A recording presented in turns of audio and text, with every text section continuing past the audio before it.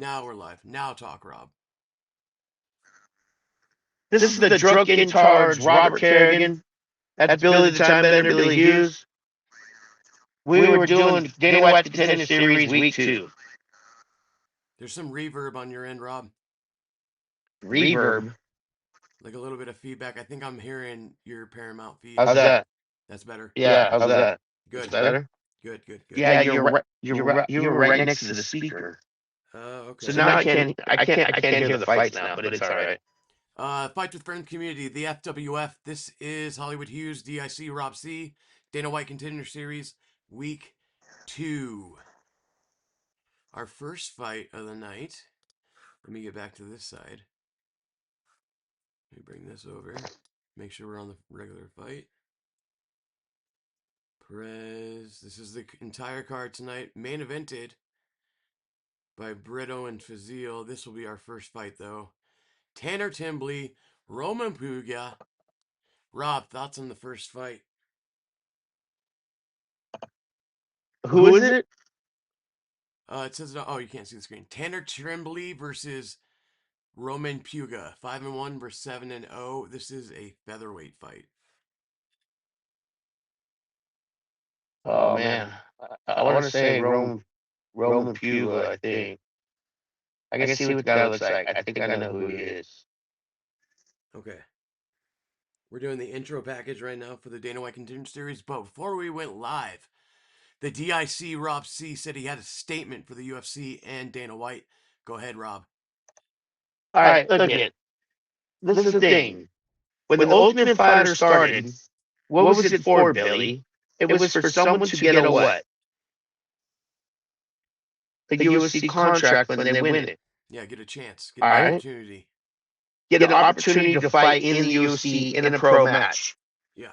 So why in the freaking hell did so far this season of the Ultimate Fighter hasn't even ended yet, and I'm watching fighters that just lost like tonight, today's contenders or Ultimate Fighter. That chick fought last week or 2 weeks ago, and there was another chick that fought 2 weeks. There's only one chick that won so far, but they also had her already fight on at the UFC. At least wait till the fucking show's over before you let these people fight. You're fucking ruining it for me. Oh, so they're spoiling it for you. They're giving you spoilers. I get it. So you're like, well, not really spoilers. It's just like, well, what's the point of the show now? Like, if you're just gonna let losers even fight in the UFC a week, like after or before the show that you're showing made me lose on the Ultimate Fighter, you're breaking the fourth wall. You're killing it for me. And you're the Ultimate Fighter's biggest fan. You might be their only fan left. The Ultimate Fighter, the Contender Series, I'm diehard MMA. Late night I stay up when I had cable, and there'd be like MMA on TV, it'd be like World Series of Fighting. I remember seeing Justin Gaethje fight on there one night before he's even in the UFC. I'm diehard. Whenever I see anything MMA, I'm like, ooh, I gotta watch it. I got nothing to do. I'm disabled. I don't work. Do you remember the fight where Gaethje fought Nick Newell, the one-armed man? That's the match I'm talking about. Okay. So, Gaethje even says that the guy was pretty tough. The guy he fought. He was the champion, I guess, before Gaethje took it from him. No, Gaethje was the champion and defended against him. Oh, that's okay. Yeah. Lance Palmer and Gaethje were the two dominant champions back in the PFL's early days. And everyone thought Lance Palmer was going to be the star. Ended up being Gaethje. Lance Palmer never really made it to the peaks that people thought he would. Well, Gaethje left before it was called World Series of Fighting. World Series of Fighting. Yep. That's why I said early PFL. Yeah. Right. And it was started by Ray Seppo and Seppo. Yeah, what was that other guy's name? He's not that important, that's why. PBR's calling in real quick. That's fine. PBR. I wish you could see the chat so I can say what's up to people. You gotta call it out, Billy, so I can say what's up to people. What's up, PBR? Hey, Billy. How you doing? Doing good. How are we doing? Oh, well, I got a bit of good news I've been wanting to share with you guys for a little bit. Okay. Before you say anything else, Rob, can you hear PBR? Yeah, I can hear him. Okay, good. Just wanted to make sure everyone could hear you. Go ahead, PBR. Okay, and before we start, not to dig on Rob at all. You know I love him, but he's got a No, I can't hear him no more. really bad echo going on. Really bad echo. Let me go without the headphones for a minute. Billy, I can't hear him. You, Rob. I know, but you guys are picking up my audio. So let me check. Oh, okay. I just tuned in. I set my timer. Little when I more texted smoke you. out of the I would really like to say thank you for letting me know because since I The can't Facial Brito. Can you hear him? Yep, I can hear Rob. It doesn't sound like he has a bad echo now. Yeah, it was the headphones, Rob. I'll keep them out because the mic's picking Okay, up I can. now. So All right, I can hear PBR now too. All right, go ahead, PBR. I'm so sorry. Go ahead. Oh, you're good. You're good. Just like to say thanks for texting me. It's the only way that I can really know when you guys go live. Oh, you're welcome. Of course, anytime. But I got some potentially really good news that I've been wanting to share with you guys for a while. I just kind of forgot about it whenever I call and talk to you. Mm-hmm. What's up? Well, you know, I kind of got a little bit of a bad neck and back, right? And by a little bit, I mean like kind of really bad. Yeah, correct. Well, um, possibly, or not possibly, but probably starting at the end of the year, or maybe a little after. Mm-hmm. I'll be going for some. Do you know what stem cell injections are? I've heard of them. I don't know a ton about it, but I know it's a good sign, right? Stem cell injections will help jumpstart stuff. Well, back in the day, they would take it from after babies were being born, and before that, it was like even worse. You don't want to even like Google Mm-hmm. where early stem cells come from. It was really horrific. But nowadays, the technology is really good, and they just take them from your own body or from donors, and so nobody has to get hurt from it. Yeah. But it's kind of like a miracle thing for your joints and whatnot. So Wow. Okay.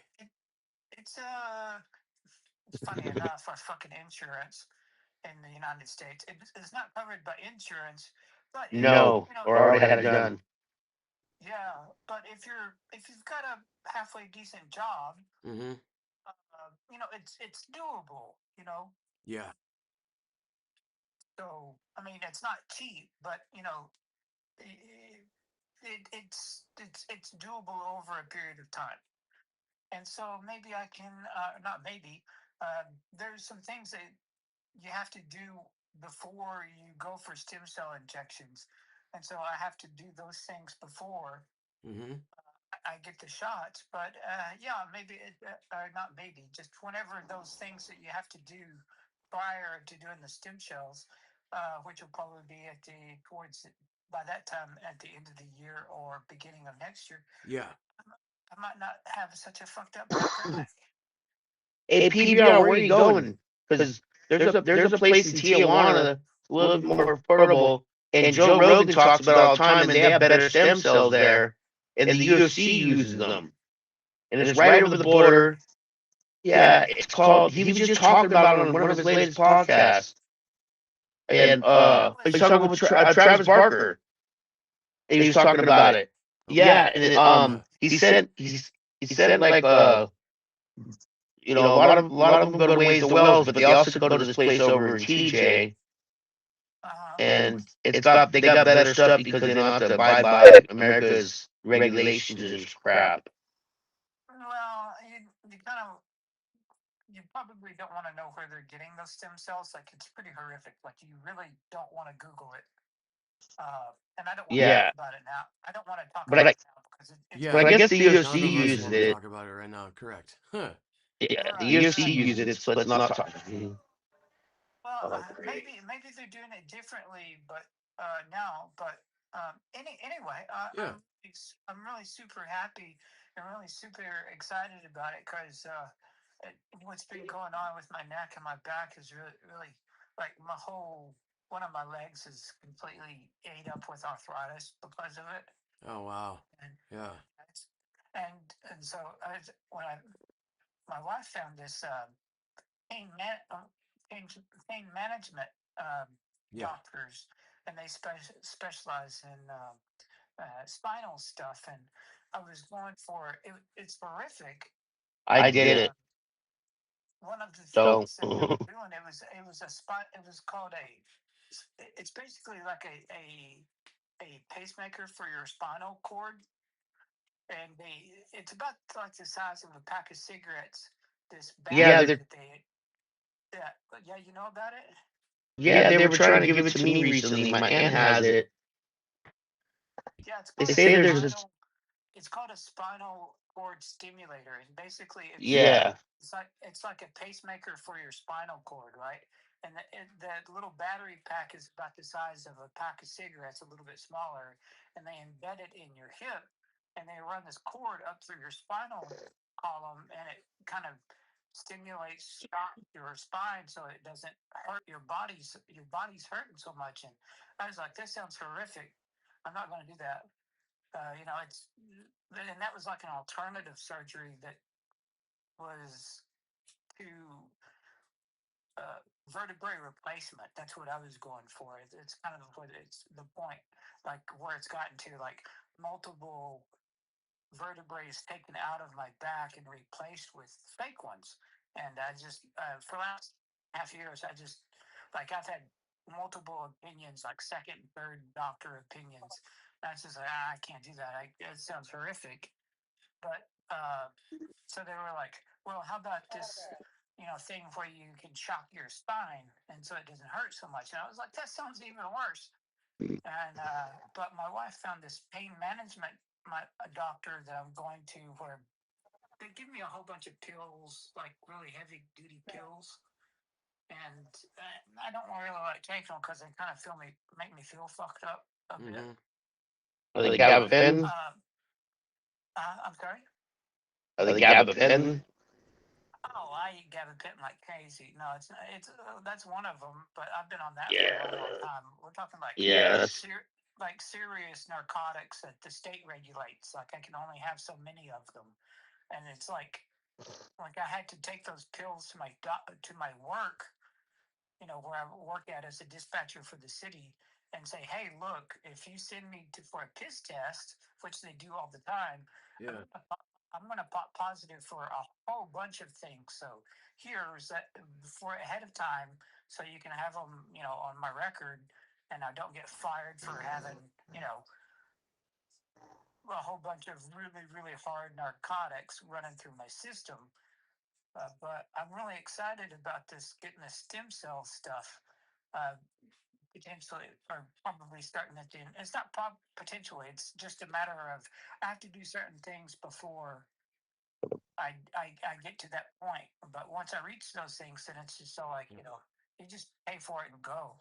Yeah. I'd be so happy because I'm relatively young. I'm only 55, but I haven't been able to do much for the last 3 years because I've just been sitting in my chair at home because it hurts to move so much, and getting my neck and my leg and my back to I can go do things. It's just really made me happy.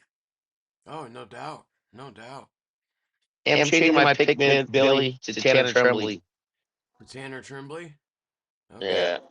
Well, all right, PBR. That's great news. We'll look forward to the updates along the way. Our first fight's about to start, so feel free to call in if you want again later. So. What are you going to get the youngsters drunk? What are you going to get the youngsters drunk? What are you going to go get the youngsters drunk? Hello and Oh, that's right. I'm on a live stream. Never mind. Watch the fights. I just wanted to say, sorry guys, I should have. Thank you for How do you mute this this? to me so I can watch. Yeah, of course. All right. All right. Take it easy, Billy. All right. See you later, bro. Bye. See you, man. PBR Street Gang, everybody. All right, Rob. Here comes our first fight of the night. Dana White Contender Series Week 2. Walking out Tanner Tremblay from Fairmont, Minnesota. He is the undefeated fighter of these two at 7 wins, 0 losses. This fight will be in the UFC featherweight division. I haven't seen the other guy yet, so Rob, I'm gonna make my pick after I see the other guy. We're not doing polls tonight because I doubt any of us know any of these people. So, but if anyone in the chat wants to put who they're picking between Puga, and Tremblay, go ahead. I usually gotta watch their introduction, like the little introduction UFC does about them, the background they do about them, Okay. and they show a little training footage and some like old fights. Then I make my pick. Yeah. Fair enough. Yeah. Well, they just showed that, so I picked what I've seen. I like Tanner Tremblay. I didn't see the odds. Did you? Plus 210. Puga's plus 145.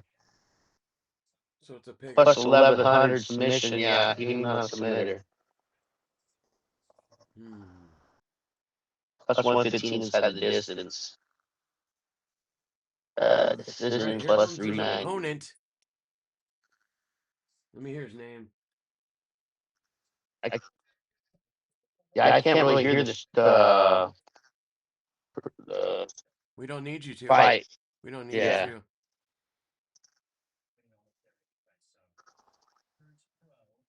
I'm just reading what I see on the screen and telling you guys what I see. Yeah.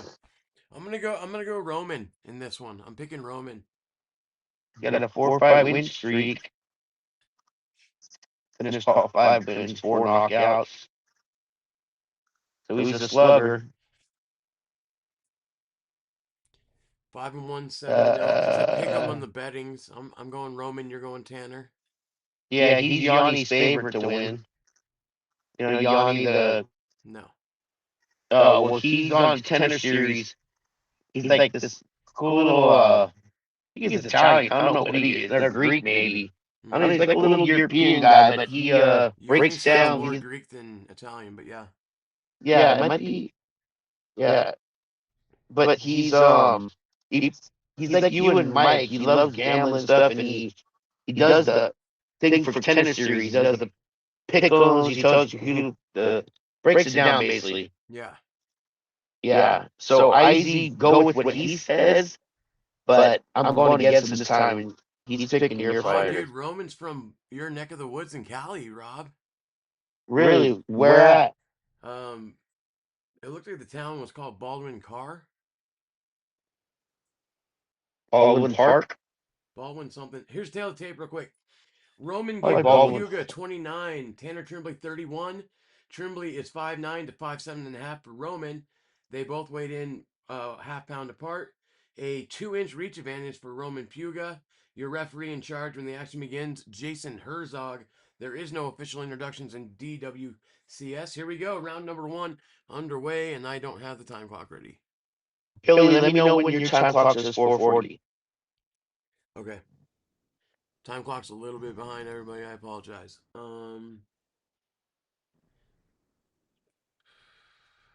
Now. 4:40 go opening round. Puga in the red. Tremblay in the blue. Center of the octagon. Early strike from Tanner Tremblay to get his opened with. Roman's coming out very aggressive, Rob. Very aggressive. Yeah. I had a feeling that was going to happen, but. Tremblay drops down for a single leg. Pushes Puga against the cage. All right, so we're pretty much same, I think. 4:10 to go in the opening. Tremblay does a 1-2. You can't. Puga answers back with a 1-1-2. Rob, do you want to call play-by-play? No. Okay. Because you can. It's just we can't both talk over each other. No, you go for it. All right. I can't keep up with it sometimes. Good knee from Tremblay there to get out of the clinch. Minute down in the opening round. Overhand right lands for Tremblay. Is it Tremblay or Tremblay? Good left hand. Tremblay. Okay, good left hand from Tremblay. 1-2. 90 seconds gone in the round. Good low leg kick from Tremblay. Roman's still marching forward, though. Low leg kick from Roman. Body punch from Roman. Nice body shots. He's using the jab. Oh, Tremblay's already opened up. Yeah, from the jabs. Ooh, 1-2 lands right on the button for Roman and a body shot in the break. Roman's uber aggressive. Another single leg attempt from Tremblay. He doesn't get it. Gets Roman against the cage, though. Knee to the body from Tremblay. Body shots from Roman to answer. 2 minutes down in the first round. Nice jab from Roman. Oh, hurts him, knocks him down. Roman rocks Tremblay. He's on top, ground and pound. Tremblay's got his legs up in defense, though. Stacking him is Roman. Another right hand lands from the top from Roman. That right hand that dropped him was clean. Oh, yeah. Tremblay trying to get his wits back. Halfway through the opening round, all Roman at this point. Big elbows from the top. Those are those 12-6 elbows that are legal now. Hammer fist from the top from Roman. Tremblay has nowhere to go. 2 minutes remain in the round. Roman's going to disengage and let him back to his feet. Herzog's going to put Tremblay's mouthpiece back in. It fell out when he got knocked down. 2 minutes to go, back in the center of the octagon. Uppercut from Tremblay. That was way over where he got knocked down the mouthpiece. Tremblay still looks hurt, Rob. Good jab from Roman. Man, yeah. striking looks great. I should have stuck with my first pick. Overhand right from Roman. Jab. Oh, big uppercut from Tremblay, though. Hello. Another couple jabs desperation, though. From Roman. 90 seconds to go in the round. Man. Another single leg attempt from Tremblay. He's really going down for this one. Nope. Good sprawl there from Roman. Oh, big elbows from the top now from Roman to the body. Body shots. Body shots. Roman's got power, Rob. This kid's got power. Yeah, it is. All right, minute to go. Opening round. Jab from Roman. Yeah, I should have kept my original pick. It sounded like another a fighter's name. name. Tremblay, though. That's like the third or fourth one he's landed this round. He get his wits back in between rounds. He's just eating jabs, though. When is the fight from Fazil? 4 fights away. This is the first fight of the main card. Or the only card. There is no main card, but Fazil is the main event. He is 4 fights away. There goes the mouthpiece again. 25 seconds to go. This round's been all Roman, besides the 3 or 4 uppercuts from Tremblay. Roman's backing him down. There's an uppercut and the left hook from Roman. Body shot again lands that. Oh! What a counter right from Tremblay. He buckled him. And now Tremblay's going in for the kill. 5 seconds to go in the round. Roman's... Good jab from Roman. Roman lands a big left hook. And that's the end of the opening round. What a round, Rob. Man, what a round. Roman's got some fast punches, though. He's the fresher fighter. Those guys are the line. Roman won the round, but that was a hell of a last 20 seconds. I'll tell you that. Oh, my God. So let's do that jab. Jab. Dude, them jab. Hook. The right hook. Combo. Oh, that uppercut, though. They showed the uppercut. Oh. How do you not put it down? Then there's that right. With an overhand right behind the ear. Got him. Wow. Anyone just... Dana White's on his feet. Anyone that's just joining, hit the like, hit that subscribe button, double ring that bell so you can be notified for whenever we go live, just like this Saturday night for Fluffy Hernandez and Gregory Rodrigues, and next Tuesday night for Bellamir's debut. Tremblay, or what's up, Sleazy E? This is Jason's boy, Rob. I don't know if you remember. Yeah, I remember. What's up, Sleazy? Tremblay is a naturally way bigger fighter. Round 2 is getting ready to start. Let's go. All right, round 2 underway. Roman immediately takes center of the octagon. He is the more aggressive fighter. An axe kick to start off the fight with. Yeah, he missed it. Start off the round with. Good jab from Tremblay. Overhand right. Tremblay looks like he's got his wits back after the good low leg kick from Tremblay. Yeah, but he's. I don't know if he can compete with this boxing. Oh, look at that body work from Roman. Oh, There's another uppercut. another uppercut. Good jab. Oh, See, when Roman lands, he's landing 3 or 4 punches. When Tremblay's landing, yeah, one at a exactly. time. Good sprawl from Tremblay's trying Roman. to get him down to submit him, but it's not happening. Is the Contender Series on Paramount? What's up, Arcade Chaos? Yes, it is. Yes, it is. 4 minutes to Exclusively go. on Paramount. No, it's on Fight Pass too. Oh, is it? Yeah. Overhand right lands for Roman. 3:55 to go, or 53 to go now. Round number 2. Low leg kick. Tremblay's cut opened back up. Rob, you see that? Yeah. He's bleeding pretty good again. He's got a dog in him though. Oh yeah. Man, he's gonna just fight. still fighting back, punching hard. That shot gave Tremblay the confidence he needed. Yeah. I think the speed and power still is in Roman's corner. Yeah, But Tremblay's definitely a tough dude. The speed is what's really. See, Roman does that jab, left hook, right hook. He's landed that 3-punch combo over and over and over. They've definitely trained that particular combo. I'm watching old Rough and Rowdy. I love the Ring Girls. Dude, that sucks they got rid of Rough and Rowdy, right? It was just too much for Barstool. It wasn't making enough money. My favorite Rough and Rowdy was Jersey Jerry versus Jeff Nadeau. Just because it was such a spectacle. Or when Billy Football fought Jose Canseco. 2 minutes to go, or 2 minutes 45 seconds to go. We lost the screen. Hold on. Ruh-roh. There we go. Sorry, guys. It's back up. Oh, Tremblay with some low leg kicks and a high kick. 2.5 to go in round number 2. Midpoint of the entire fight. This has been a round. Oh, another uppercut. Dude, he's sneaky with them uppercuts, Tremblay. Overhand right tags Tremblay. Oh my God. 1, 2, 3 punches in a row. And a jab. He's just eating and them another all. hook. He's got a chin. He's got to do something different. He's got to do something different. He's really just a punching bag right now. Caught real bad with that right hook. Stumbled him. Another jab. Man, his jab is just fire. Dude, look at that. 80 to 53 to the head. Oh, yeah. He's been very, very active in this fight. 80 punches to the head already. He's starting to show it, though. He looks a little fatigued. He's slowing down. Minute 40 to go. Second round. I think Tremblay's got some dog in him where he's going to be the freshest fighter in the third. He's eating so many jabs to get close, though.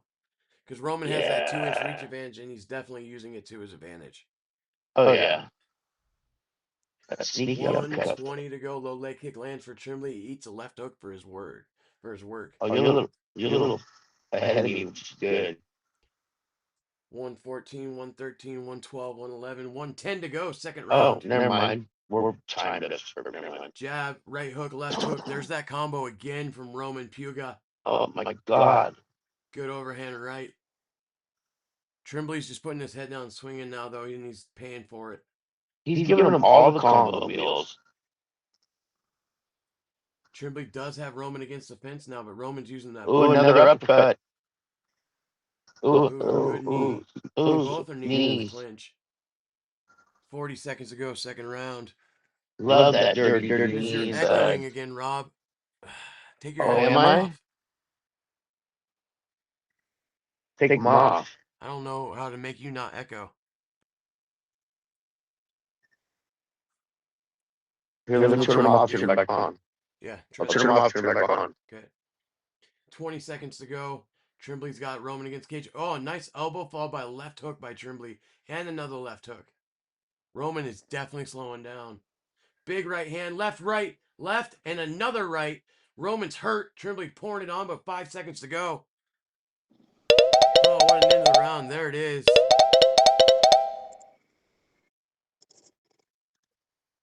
How's that? I have no idea because you're not echoing on my end.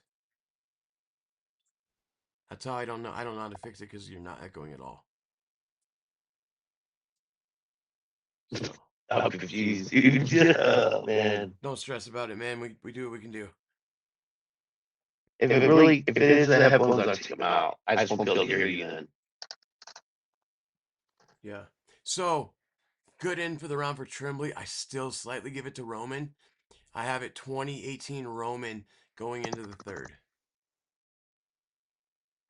How do you have it, Rob? What's up? How do you have the fight scored? I wonder if they're feeding back with my freaking hearing aids. How do I get the fight scored? Oh, it's definitely 2-0 I might even give one of those that first round a 10-8 even. I don't know. That was pretty rough. Oh, Dana White's on the commentary booth now.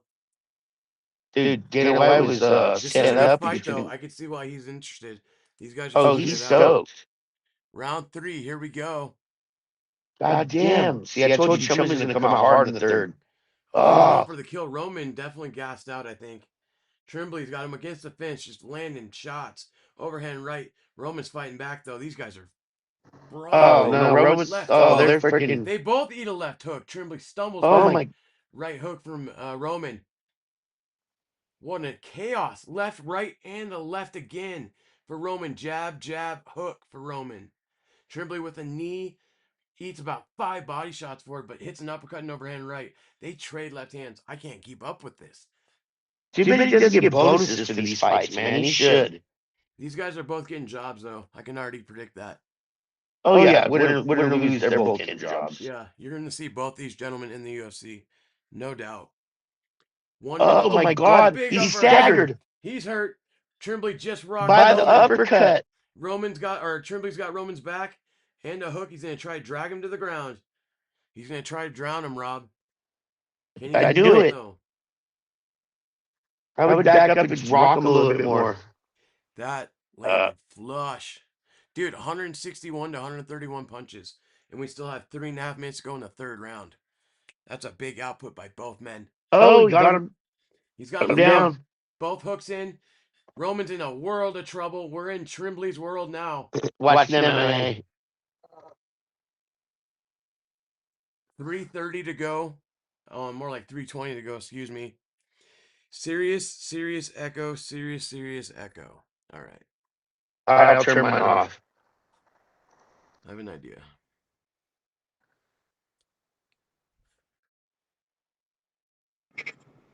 All right. Is it still an echo? There kind of is on my end now. I'm going to hang up and call you back. Meanwhile, everyone can hear me. 3 minutes to go in the fight. Tremblay's going for the rear naked choke.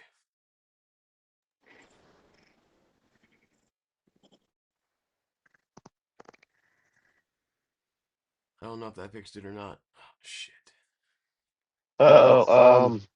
Who just reversed it? Yeah? Yeah. Let us know if that helped the sound at all. Now he's in the guard. Trembly. Hey, Rick Chaos, go fuck yourself, dude. I'm sick of your bitching ass, dude. Go cry to your fucking little old lady. If you don't like it, fuck off. And that's real me coming out. Try to be nice to all these motherfuckers, and I can't do it very much longer. Fucking eat a dick and die. All right, Rob, 2 minutes to go. Do I dare ask what happened? He's just fucking complaining. If you don't like it, fuck off. Complaining about me and you? Yeah. Oh, I don't give a fuck anymore. I don't fucking care. All right. Fucking missed a great fight. 90 seconds ago. I apologize for my language. And oh my God, going back and forth. But I'm sick of the bitching. They're going back and forth. 90 seconds to go on my end, Rob. Tremblay's got Roman against the cage. Roman's going to get out of it, though. Center of the octagon. Minute 20 to go. 90s, 130. All right, yeah, 120 now. All right, cool. Good uppercut. I'll work on the audio after this fight. I'm not missing the end of the fight because there's an echo. Left hook from Tremblay.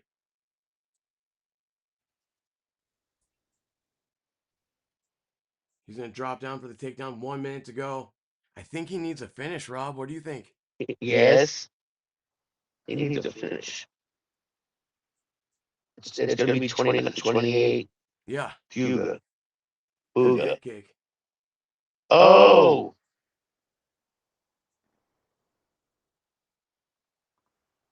Oh, they're both getting contracts. What a war. 30 seconds to go. He's going to sign them both. He needs non-stop action for 15 minutes. And this is the first fight of week 2 of Dana White's Contender Series. Oh, I keep telling you all. You rocked him, dude. Don't sleep on Dana White's Contender Series. Oh, no, Roman's hurt. What is going on? Oh, my God. 4 seconds to go. Just an all-out war here. Oh. They're just throwing in the middle of the octagon. Backing away is Roman now. I think he's got it. And we go the distance. Wow. Oh, Tremblay's getting a contract. Look, Dana White's on his feet. He's freaking stoked. That was a great fight. All right, now I'll work on the audio. I did not want to miss into that. All right, I'm going to check the audio on our end until we get it.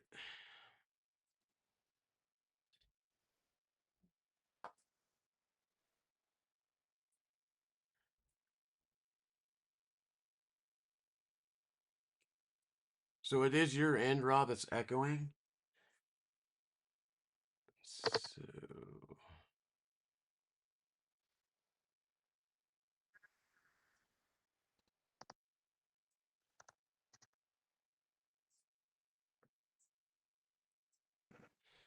Amazing fight. Absolutely amazing fight. Is it still echoing? Hold on. This? Yeah, it is. We need the zoom back. I was on my end. Rob, I'm just gonna cut you, dude. Just jump in the chat, dude. All right, sorry, man. Later, bro. All right, this didn't work. No big deal. All right, late. See y'all.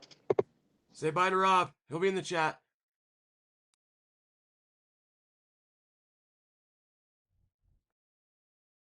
Sorry about the audio, guys. We're not using Zoom tonight, and that's what happens. All right. So now you're stuck with me, I guess.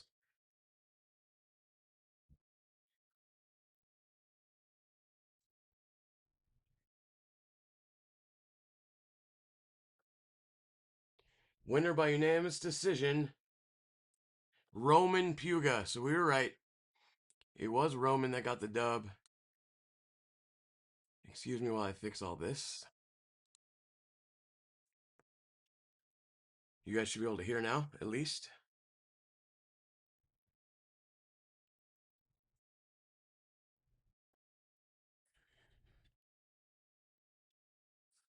And we'll get the next fight ready to go. I'm going to do some work here in the background, though.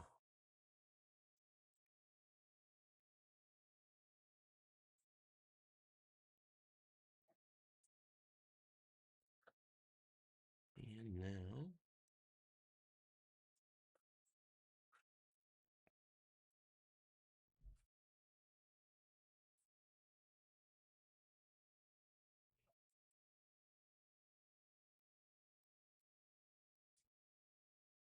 Yeah, that's what we figured. It was just the motion capture, so we don't have the ability to zoom tonight, so I apologize to everyone for that, but some of y'all deserve that freak out, because we do a lot, and just for you to bitch completely, not you, Sleazy, you're cool as fuck, but others, you know what I mean. Sleazy is getting railroaded on lamp prices by Richie Cali bitches. I think it's my hearing aids picking up the sound and playing it back. It might be, Rob. I don't know. We'll fix it next time, though. It's not your fault. It's not anyone's fault, really.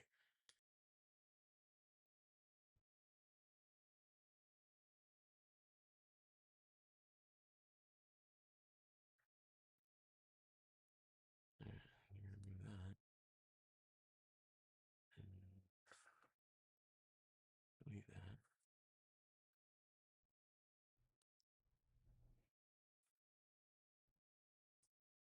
All right, here's the winner getting interviewed. Roman Puga. Congratulations on, I gotta say, hands down, one of the absolute best Contender Series fights that I've ever seen. Your boxing is incredible, my friend. Dana White comes into the cage to congratulate both you guys. Let me know. Make sure the audio is good again.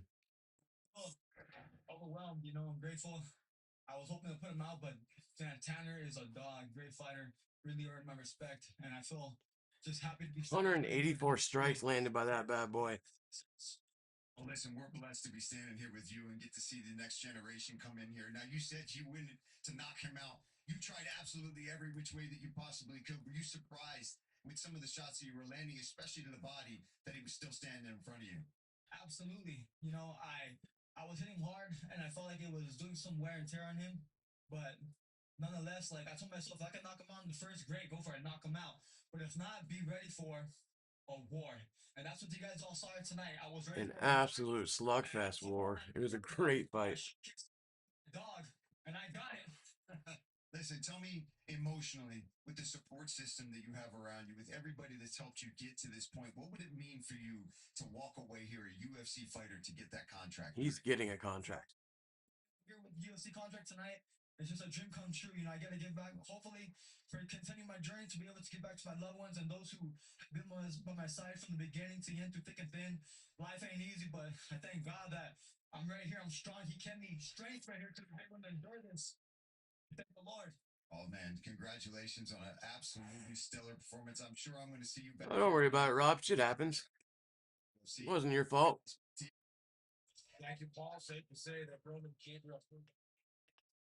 I think me and Rob were in agreement. Both fighters are going to get a contract. That was amazing. So coming up next, we have Muhammad Ali versus Alik Lorenz. I didn't catch the weight class on this one yet.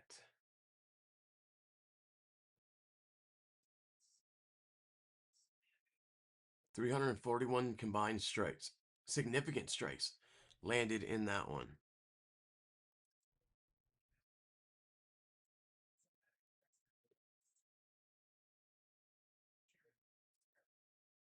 Alex Loren, the main training partner of Jared Cannonier. He's a kickboxing black belt, 7-2. And his opponent is the Brazilian Muhammad Ali.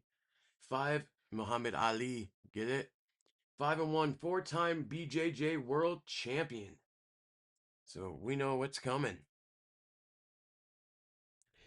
Where was this guy when I need... Oh, I know, dude, right? The 28.5 significant strikes on Saturday. Dude, what's crazy is I think you needed, like, Islam to get 6 strikes in the last round. And he landed, like, 2. So...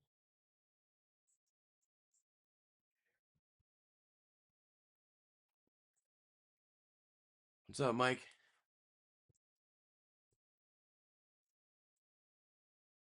They're doing a preview for the next UFC BJJ 10. Tockett versus Gracie, the main event, and that night. Man, this sucks now. I have no one to talk to. Why couldn't the audio just worked?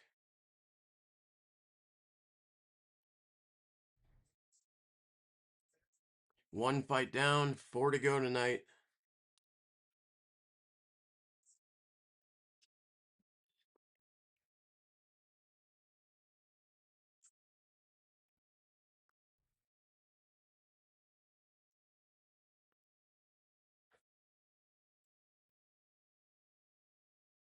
All right, guys. Lorenz or Ali? Put your picks in the chat. Reminder, September 12th, Ryan Garcia, Conor Ben. Also UFC Noche. Also Canelo Alvarez.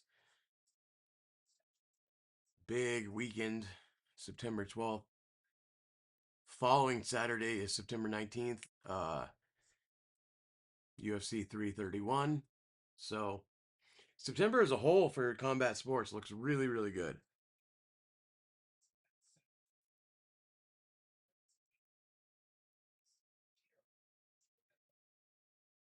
Kind of holding it down, Mike. I kind of freaked out a little while ago.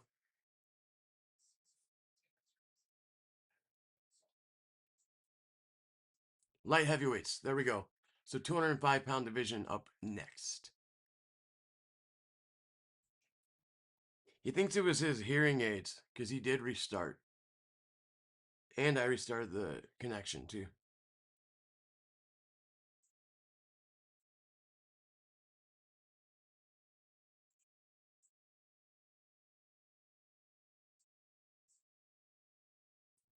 Alec Lorenz fights out of the MMA lab.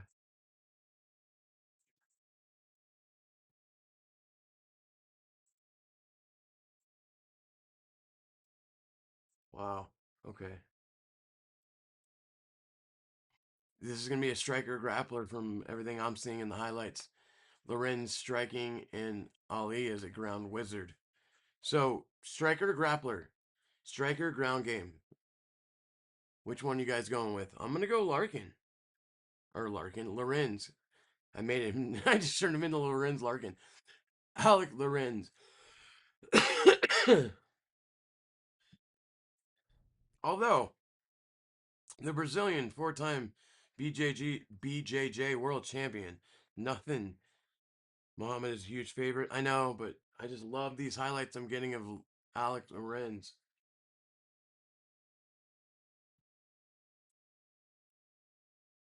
He's got to keep the fight standing. I'll tell you that.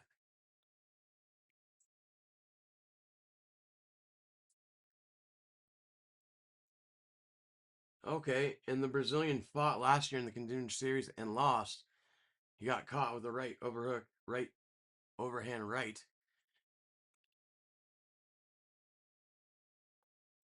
If you are just joining, please hit that like button, hit that share button, double ring that bell for you're notified whenever we go live, like Saturday night for Fluffy and Gregory Rodrigues. Or next Tuesday night, the debut of the woman, the myth, the legend, the future legend, if you ask Rob C., Frank Mir's daughter, Bella Mir.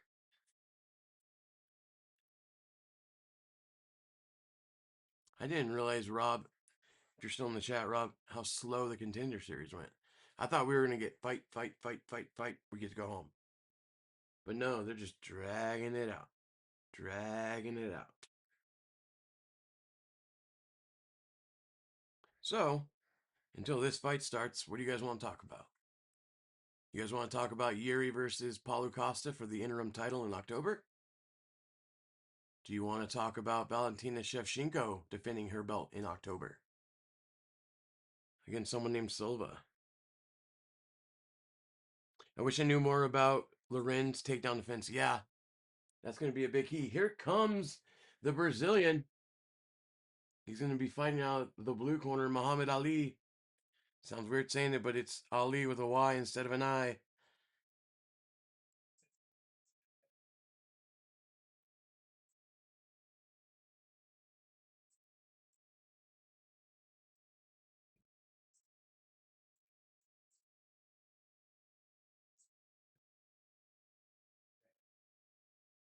They're saying he's a jiu-jitsu champ that does like to stand, so that could also be a detriment to Mr. Lorenz. So we'll find out. I swear to God, if Jason says lamps.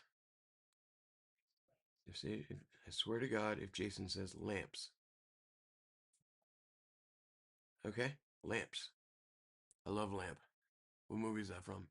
I love lamp. I love chair. I love desk. Rick, are you just pointing at things in the room and saying you love them? I love pants. All right.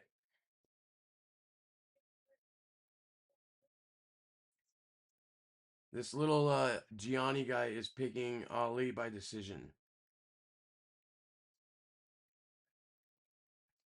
The 205-pound division needs depth, so this is a good fight. How the fuck does Paulo Costa get a title shot out of nowhere? He looked good in his debut or whatever, whatever his last fight was. And the other reason would be Alberg's hurt. Ankalaev just fought, so he's not available. And who else would be the option? Reyes fought last month, right? Dominic Reyes?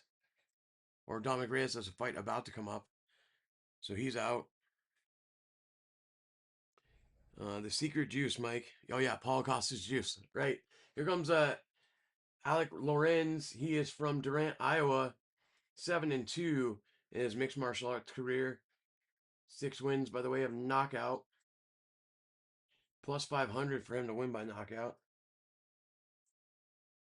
Or plus 325. Plus 500 by decision. Plus 2,500 by submission.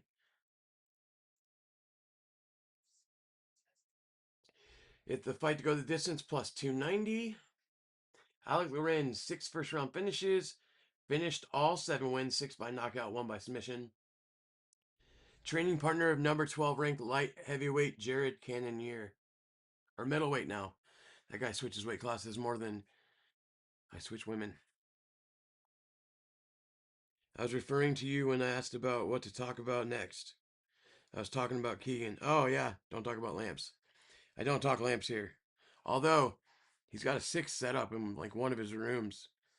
One day we were filming and he turned all the lights off on the outside and just left the lamps against the wall lit up. It was a sick visual. Have you seen BM Rivera's podcast, Eric? Lorenz looks nervous. Joe Piper, LOL. All right. 3 years the elder is Ali. Half-inch height advantage. 1/2 inch reach advantage, though, for Larkin. Your referee when it begins is Eric McMahon. We're getting ready to go. Red trunks, Lorenz. Blue trunks, Ali. Here we go. Second fight of the night underway. Lorenz takes center of the octagon, overhand right, glancing blow on Ali. Front kick from Lorenz. Center of the octagon. Spinning back elbow misses wildly by Ali.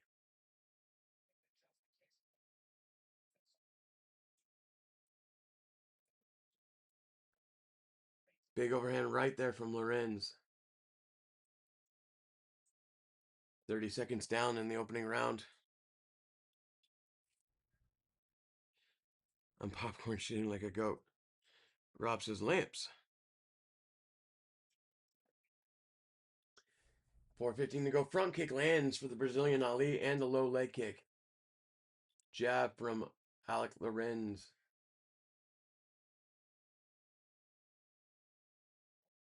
One minute down. Overhand right lands for Alec Lorenz.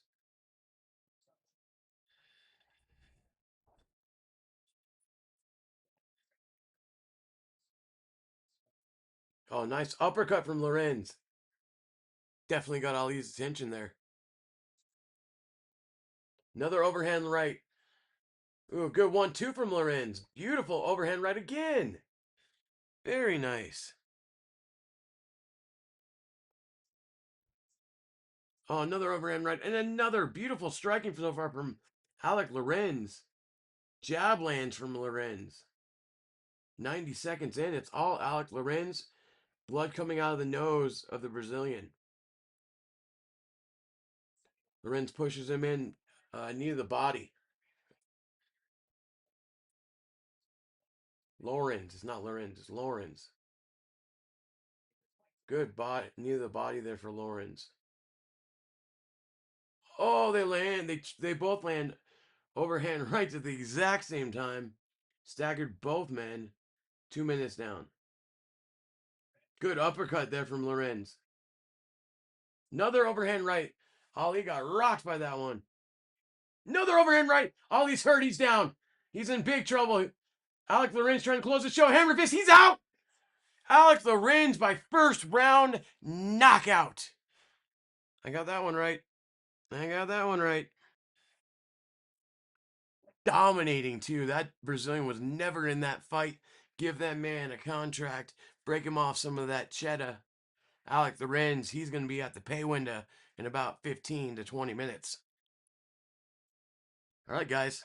We're rolling now. Great first fight of the night, if there was ever going to be one, followed by possibly the knockout of the night. We can kill that time clock.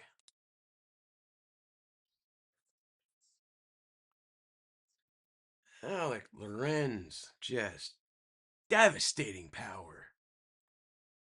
What's up, Phil? Cheers to Phil D-Roll, star of Protect Your Nuts, star of running the show at Niagara Falls. So the beginning of the end all started with a little nice short right uppercut, followed by a massive, was it left? Nope, right hook over the top. Drops the Brazilian. And Lorenz, with great killer instinct, falls him to the ground, hits him with the right, and hammer fist puts him to sleep. It was a flash knockout, but homie went out. Alec Lorenz getting the job done. So far, both fighters in the first fight have to get a contract. Alec Lorenz looked amazing. He's getting a contract. So I'm giving out 3 so far. Let's get the official announcement in this 205-pound contender matchup. Justin Bernard. 2 minutes, 23 seconds in the round number 1. Referee calls a stop to the fight for the winner by knockout.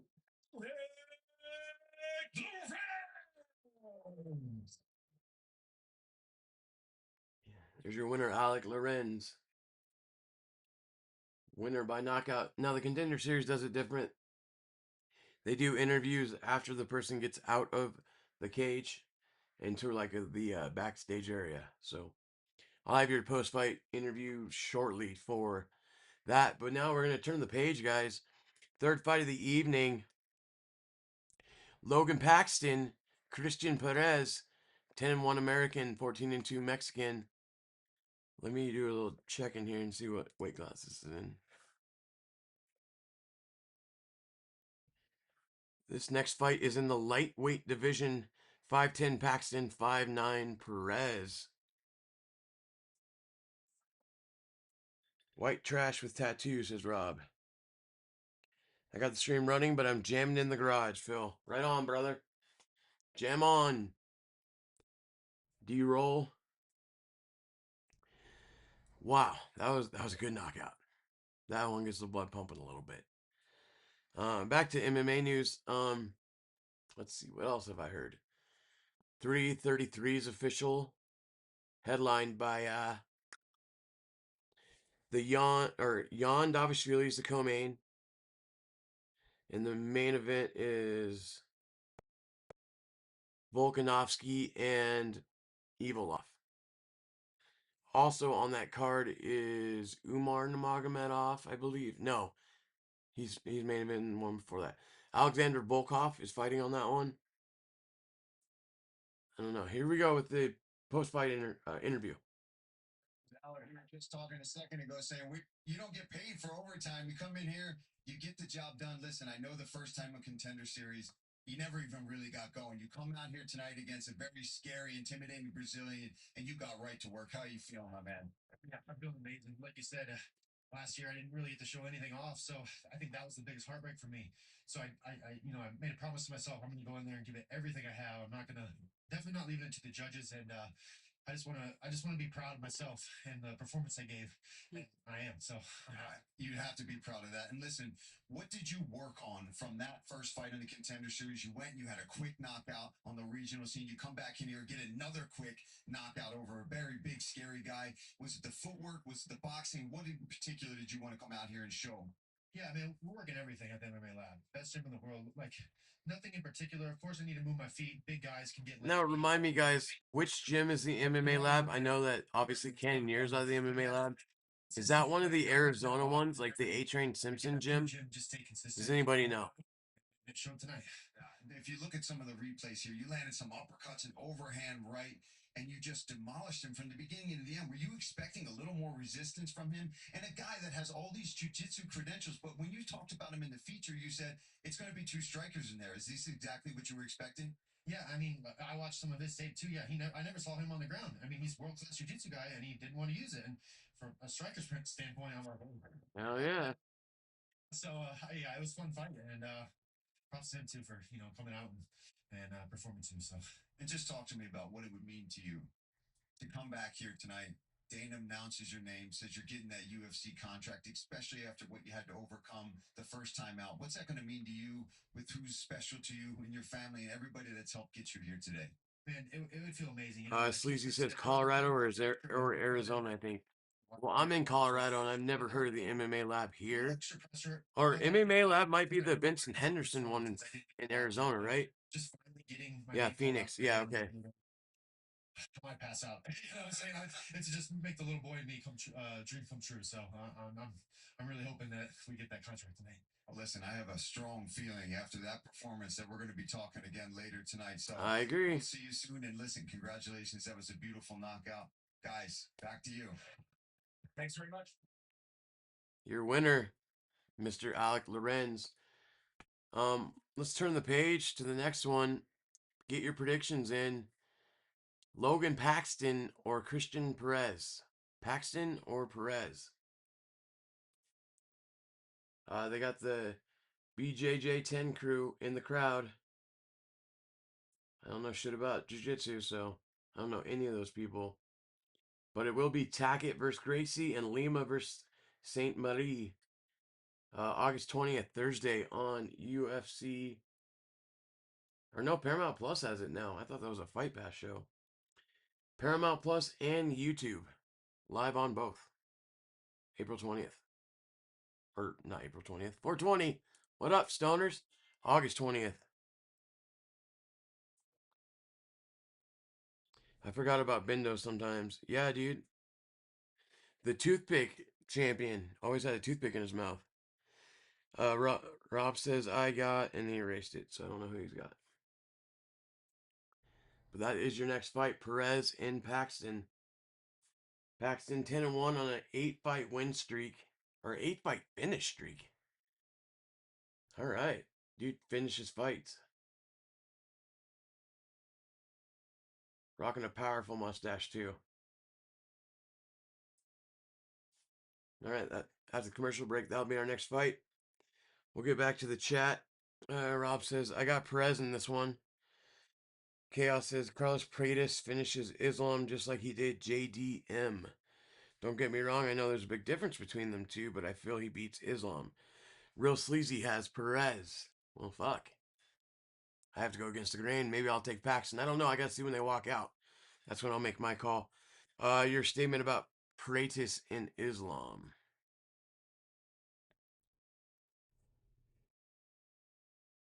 Pratis finishes Islam. I don't see that. I'll start with that. And second of all, Pratis isn't even next in line. So Michael Morales is probably getting the next shot. It's kind of, everyone knows that. So can Michael Morales finish Islam? We'll find out.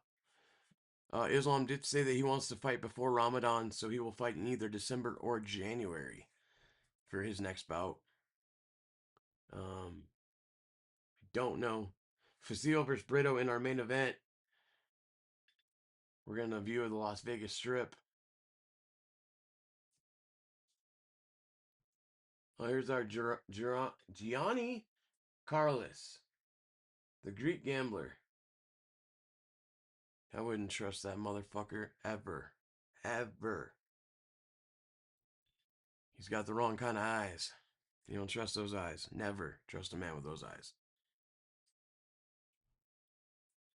He is taking Christian Perez. Just money line. And Perez is minus 275. So Perez is the big favorite. I won with the underdog in the last one. I don't remember the last time Ross fight, but he was the alternate for the fight that happened on Saturday. And he weighed in, he was there. I don't know when the last time we fought though. Paxton Perez up next, lightweight, 155 division. Let's get a little sound, see if we can hear this.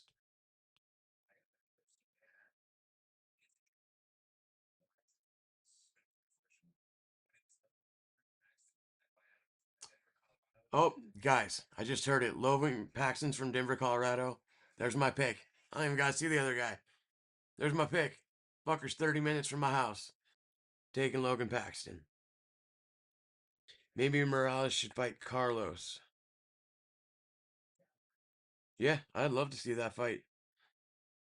But with Islam saying he's going to fight again quicker than he usually does, You're either going to have to do an Ian Gary matchup, which I don't think anyone wants to see, or Michael Morales. Because Pratis is not going to jump Morales, from what I've heard in like 3 or 4 interviews. Your arguments with Hunter Campbell and Mick Maynard, you know what I mean?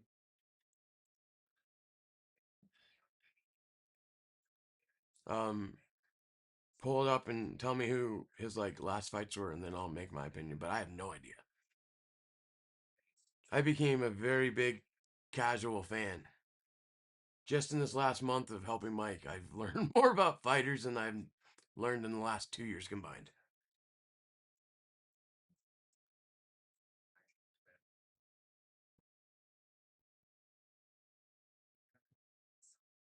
His opponent,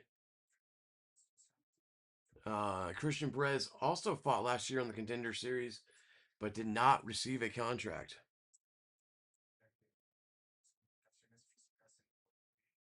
He lost, to be exact. He's saying he felt disgraced. He made his country look bad. His name is Puis, Christian Perez. He represents the Victory Fight Club. A grappler, huh? Okay. 10 of his wins came by the way of finish. And these are so hard to like read, right? Because we truly don't know much about the fighters. Some of these guys we watched fight last year. And when I say us watched it, I mean Rob. Because how many of us are actually watching Contender Series? I didn't even know it was on. Okay.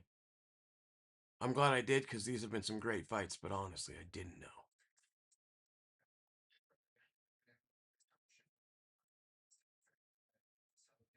Now, highlight package wise, the Perez one has been 10 times longer than Paxton. So take that for what you want. Pull up Morale. I can't right now. That's my point. Someone's going to have to just tell me. I already have like 7 things open at once. I still have my stolen UFC VHS tapes. I never returned to the 90s when I first started watching. Man, were those the days? Our video store in my town was called Showtime Video. And I was always a pro wrestling fan growing up. So when I would go to get like SummerSlam or WrestleMania or whatever, I would always see like early Tito Ortiz, Frank Shamrock. I remember seeing that cover. One that always stuck out to me, I remember, was Ken Shamrock versus Chemo when they fought. Carlos Newton, Matt Hughes. Anyway, I do remember those UFC tapes from the video store. That's cool. It sucks that all the new generation aren't going to know what a fucking video store is.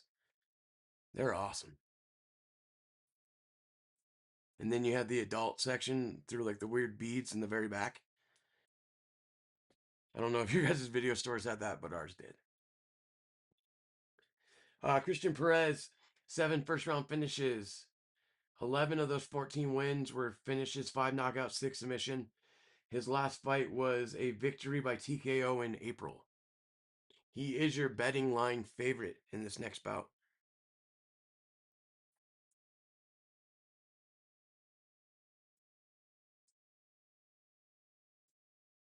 Christian Perez. He's fighting a guy from Colorado, though. We're just built different.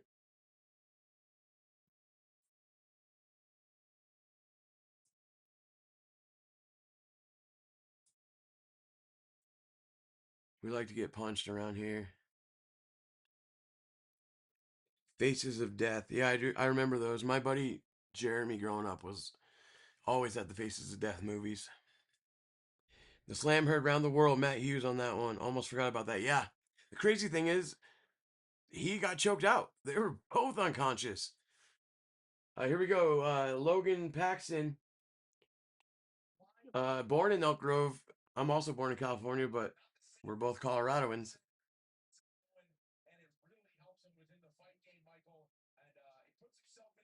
Oh man, they're building him up like an underdog. No like stats like this many wins in a row. He didn't have any of that.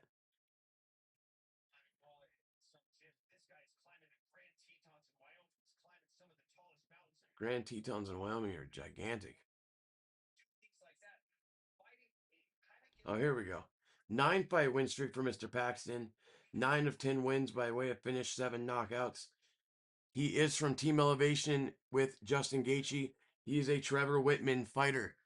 So he's in a great camp. He trains with Corey Sandhagen, Justin Gaethje, Kamaru Usman, formerly Rose Namajunas and Pat Barry. They've moved on because they suck. Rose is cool. Pat Barry is a piece of shit, though. Look into that guy. Not a good guy.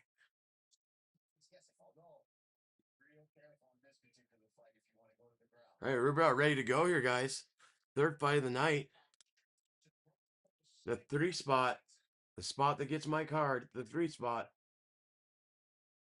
All right, Logan Paxton, 31, 4 years the elder of Perez. Half-inch shorter than Perez's Paxton. Christian Perez will have a 2-inch reach advantage. Both fighters weighed in at 155 pounds. Your referee when the action begins, Jason Herzog. Round number 1 underway. Paxton in the red, Perez in the blue. 4:49, 48, 47 to go. Opening round. Big overhand right lands for Paxton. Low leg kick. He dumps down for the takedown. Feints it into an uppercut. Lands it. Good start for Paxton. Center of the octagon circling both men. Low leg kick there from Paxton. Perez seems to be more methodical with his attack. Paxton, nice overhand right by Paxton, has been far more aggressive. 20 seconds to go, or 4:20 to go in the first round. Oh, nice jab by Paxton, but he ate a left hook for it. Oh, he almost got the takedown. Good defense there by Perez. Slipped by Paxton. 1 minute down. Nice uppercut by Perez. Oh, nice overhand right by Paxton. They both eat jabs from each other. Perez does look very relaxed. Paxton seems a little bit more of a ball of energy at the moment.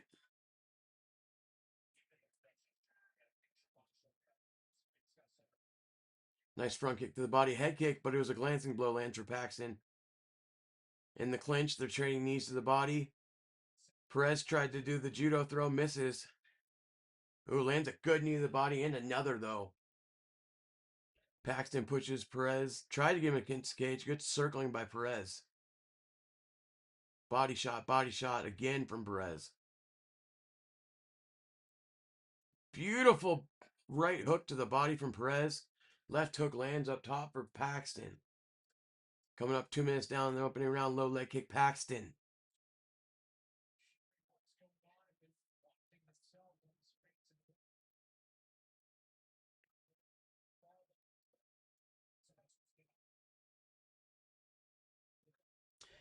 Chaos says, I don't like Carlos Osberg. Rob says, I'm sorry you feel that way, Chaos. I don't feel good or bad about Osberg. He's just kind of neutral to me. I think Yuri's a moron for doing what he did in that fight. Low leg kick from Perez. Halfway through the opening stanza. Oh, good body kick there from Christian Perez.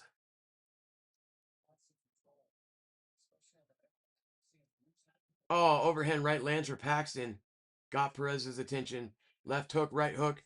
Oh, and a big takedown attempt. He gets him down. Good takedown there from Logan Paxton. Perez seems like he's going to get right back up, and he does. Paxton still has Perez's back, though. But Perez has control of Paxton's hand, so he should be able to disengage here shortly. Oh, knee to the head, though, from behind from Paxton. Perez didn't see that coming at all. Nice work against the cage from Logan Paxton. Dirty boxing against the cage, working to perfection for Logan Paxton.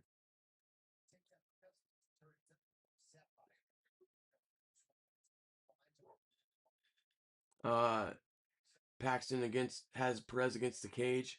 1:20 to go in the round. Nice 1-2 there from Paxton. Left hook from Paxton.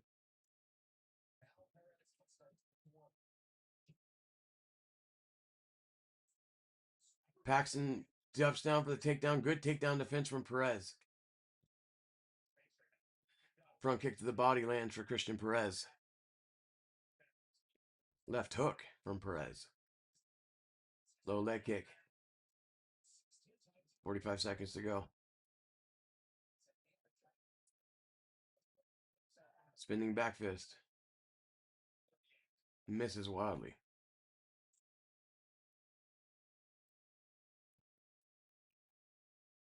"30 seconds to go in the round. Center of the octagon.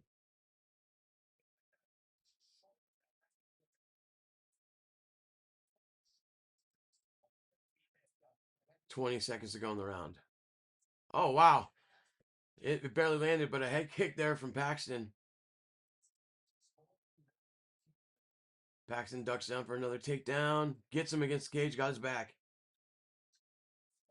7 seconds to go.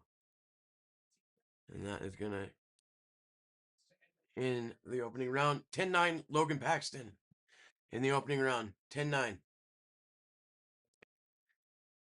Chaos says UFC should create their own version of Fear Factor like show. Kind of like Running Man. It's called Power Slap. It's called Power Slap. Chaos says real sleazy. Huh. Did anyone see the new Running Man? I still have not watched that. Is it worth it? I love the original Running Man with Get to the Chopper with Arnold. All right, Logan Paxton in the corner looking like a tweaker. Those eyes are bugging. Getting ready to go start round 2 now. Logan Paxton is taking some deep breaths. I'm going to be worried about him gassing out, guys. Round 2 getting ready to start. But first, September 19th, Van Pantoja 2. Co-main event, I'm really looking forward to Armin versus Mauricio Hoofy.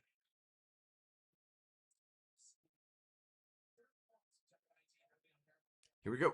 Round 2, underway. Once again, Paxton in the red, Christian Perez in the blue. Christian Martinez is a ref, I think. Low leg kick to start the round off by Perez, answered with a glancing head kick by Paxton. Paxton breathing through his mouth already. Oh, Perez rocks him with an uppercut. Paxton's hurt bad. Big knee to the body, trying the judo throw. Paxton fights it off though. Paxton needs to get his wits back. Oh, nice overhand right lands from Paxton though. And the jab, and the jab. Oh, he gets caught with an overhand right again, and another. Perez has got him hurt again, and another. Knee to the body by Perez. Paxton's fighting his heart out though. Another great fight. Overhand right for Paxton. Knee to the body from Perez. Body shot from Perez. Uppercut from Perez. Left hook from Perez. Jab from Perez. Kind of shit. Oh, he's hurt. Paxton knocked down by a right hook. He turtles up. Herzog stops the fight. It is all over. Second round technical knockout. Christian Perez. Paxton took a lot of shots to go out, though. Great fight.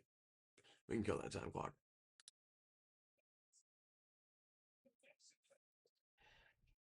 Three fights, 3 good fights. 3 for 3. Paxton went out on his shield, though. When he was hurt, he didn't, turtle up. He went and he charged at him, and he landed a couple good punches. But he... 3 rights again in succession. Boom, boom, boom. And that was it. I'm gonna be honest though, I don't know if he's gonna get a contract. I don't know if either one of these guys are gonna get a contract. Perez looked good, knocked him out in that second round, but he looked like shit, lost the first round. Got dominated actually. So we'll see.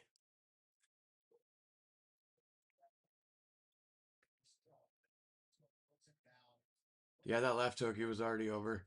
Paxton turtled up. There was no need for more.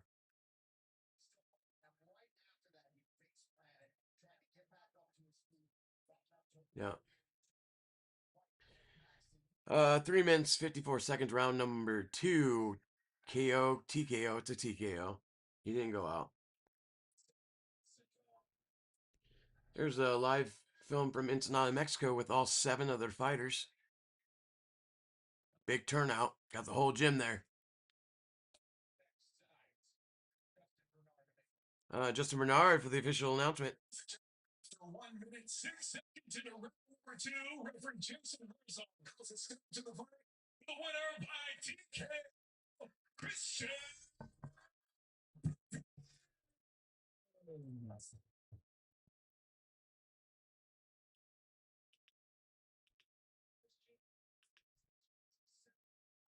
Christian Perez. So we'll find out at the end of the night if he gets a contract. I guess it also depends on how the last 2 fights go as well. Say the last 2 are stinkers, then yeah, he might get a contract. He did get a finish, so. But I say the first fight, both fighters guaranteed. Alec Lorenz guaranteed. Christian Perez, I want to call him Rodriguez so bad. Christian Perez, I'd say 60-40 he gets a contract. We'll have Christian Perez's winning interview in about 90 seconds. All right, let's get caught up with the chat. Real Sleazy said Paxton's going to need to figure something else out. Those takedown attempts aren't looking good. Chaos says, no, I didn't see the new Running Man. Me either. I can't even remember who the main actor is, actually. Mouth wide open, yeah, you can kind of see it coming. Rob says, told you Perez is a beast. Then boys can scrap out of that gym. He's getting a contract. We'll see, Rob. You watch this way more than I do, so I'll take your word for it before I take my own. So I'll say that. But Rob, on average, how many contracts does Dana usually give? We're getting ready for our post-fight interview with your winner, Christian Perez. Fans are chanting "Viva la Mexico." Here we go. Perez, Christian, you tell me about the emotions coming out here the second time around. The first time you fell short, you were dominating for 2 rounds, and then things got away from you in the third. How good does it feel to come out here and not have to go to a decision, not get finished, but come out and get a dominant knockout like that? ¿Cómo se siente de estar acá una vez más? La última vez, pero dominaste por 2 asaltos, mucha lucha y por el fin se escapó. Pero ahora regresar, tener esta segunda oportunidad y ni necesitaste por decisión, simplemente la hiciste tú. Primero que nada, quiero dar muchas gracias a Jesucristo. A primerosa ahora. Fue posible. Él me da las fuerzas para regresar siempre y muy fuerte y él controla todo lo que está pasando en estos momentos. Fue muy duro para mí. You know a couple of those words. Cuando yo vine y perdí, ya se me fue la victoria en las manos ante ir ganando. Sentí a veces que me fui un hoyo muy profundo, pero tenía que excavar porque yo sabía que yo pertenezco a UFC. Espero poder llenar las expectativas del jefe y ganarme ese contrato. Jefe. First and foremost, I'd like to thank my Lord and Savior Jesus Christ, the reason why I'm here, that He is who gives me strength, and that's what enabled me to come back here. Last time, obviously, it was very disappointing and very sad, and I had to go to a very deep place because I had it, and I had the win in my hands, and it just, and I let it fall through my hands, and now coming back, that's the reason why I dedicated so much, that I came back stronger, because I believe that I deserve to be here, that this is my place, and I hope to impress the boss, because I want to be here right in the UFC. And that first time we saw you really showing off your wrestling, showing off your jiu-jitsu, your scrambles. It looked like you could step into that lightweight division and make a run right then and there. This time out, you showed the patience. You showed advanced and improvements in your striking game. Was that the game plan here against Paxton? Y la última vez vimos a mucha lucha, tu jiu-jitsu, todo el suelo. Jiu-jitsu. Simplemente regresaste. Some jiu-jitsu. Fueron intercambios, fuiste muy bien, o sea, siempre en pie. Es esto, evolución. Vimos a una otra persona mejorada. Es esto, la idea es que iba a llegar a los. Holy smokes, it can't be that long of a statement. There's no way. Sí, como lo dije, soy un peleador muy completo. Me considero que tengo una sólida purple belt en jiu-jitsu, pero muy fuerte. Pero. He's a dog. He's a pero. A mi rival, se nos salió de las manos en el tercer round, pero este game plan tuvo que cambiar porque yo miré que Dana le gusta el show, a él le gusta llevar a esos peleadores y él no quiere que vengas aquí a Contender a tratar de ganar la pelea. Él quiere que vengas a ser un savage, quiere que veas un salvaje y quiere que saques tu verdadero warrior. Pero as I said, the last time the game plan was exactly that. Take him down and try to finish my opponent. I feel that I do have a very solid purple belt in jiu-jitsu. He didn't take. What the fuck is he talking about? He didn't take anyone down. When you come, He got taken down. Doesn't want you to come here just to win the fight. He wants you to come here and impress, to show a savage that you're an animal. He likes to. That's really what Christian Perez said. That makes no sense. For everyone. That's absolutely what you did. And I think there were some people watching you here tonight. I don't know if we can set the record this Oh, yeah, back to the 7-person gym. Pop it up. And up for you. Y que no cambias con las personas que te veían desde lejos. Tienes sus medios y ves que están felices, ¿no? My MMA gang, that's my crew, that's my people, así es mi gente, es mi ciudad. Los quiero mucho, un abrazo. Victory Fight Club. Victory Fight Club. I heard that part. Everybody. Well, congratulations. He's like, what's translate? Hey, he said hello to everybody. He said way more than that. Guys, back to you, which means back to me. We in Hollywood's time now. Let's go back to the chat. Rob says he's getting a contract. After the fights, we have to wait to see who gets contracts before we end stream. Okay. Sleazy says, God, I hate this translator. He always fucks everything up. The fighters say in Spanish or Portuguese. Sometimes he doesn't even say half of what they say. That's exactly what I just pointed out. Rob says, are you crazy? He's the biggest, knows 4 different languages. Plus, he can remember a lot before he has to translate. My opinion, he is the best. My opinion, make him learn English.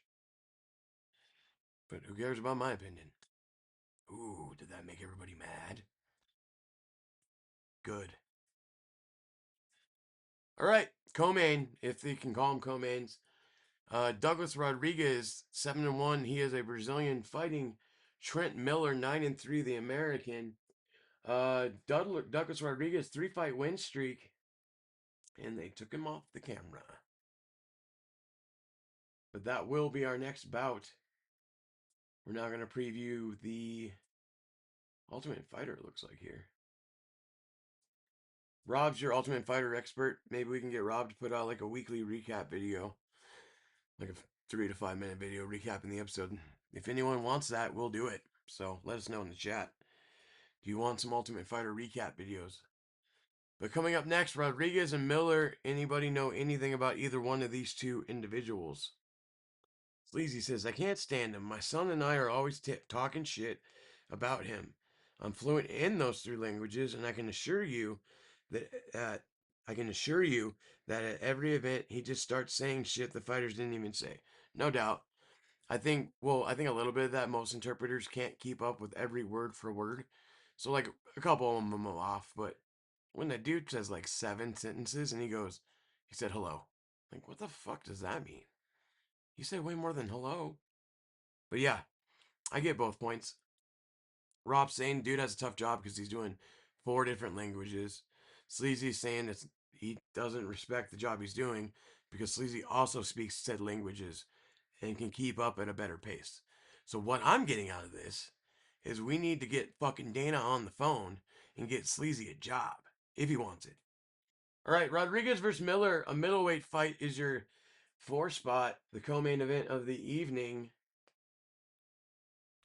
We're going to get a preview package on the 2 gentlemen about to grace us inside of the octagon here shortly. Rob, do you know anything about either one of these guys? These guys? Who are these guys here? Trent Miller and Rodrigues.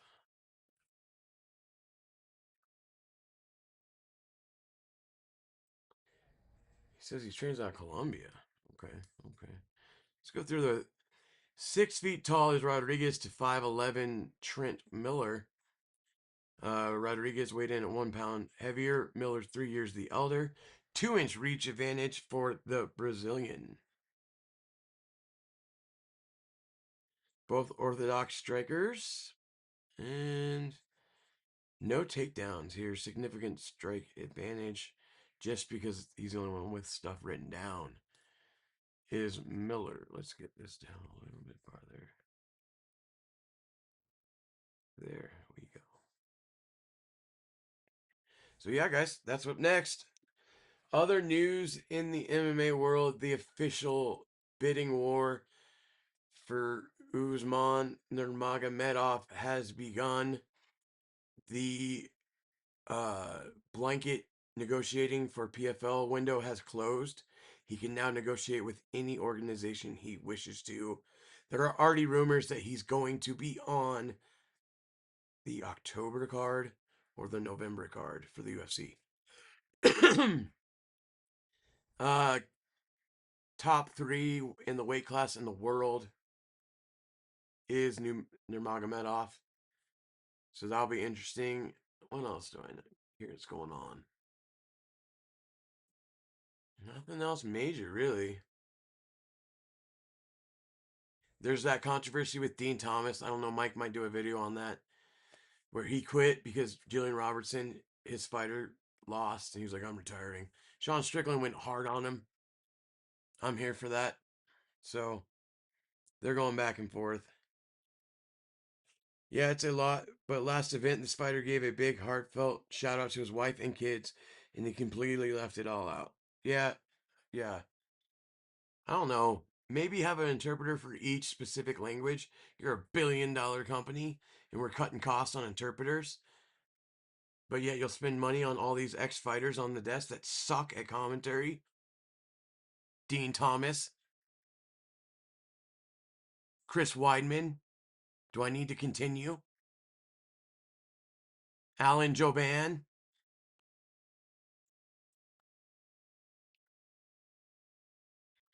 I'm down to watch tough recaps. Yeah, we'll see if I can get Rob to do them, and I'll edit them for him.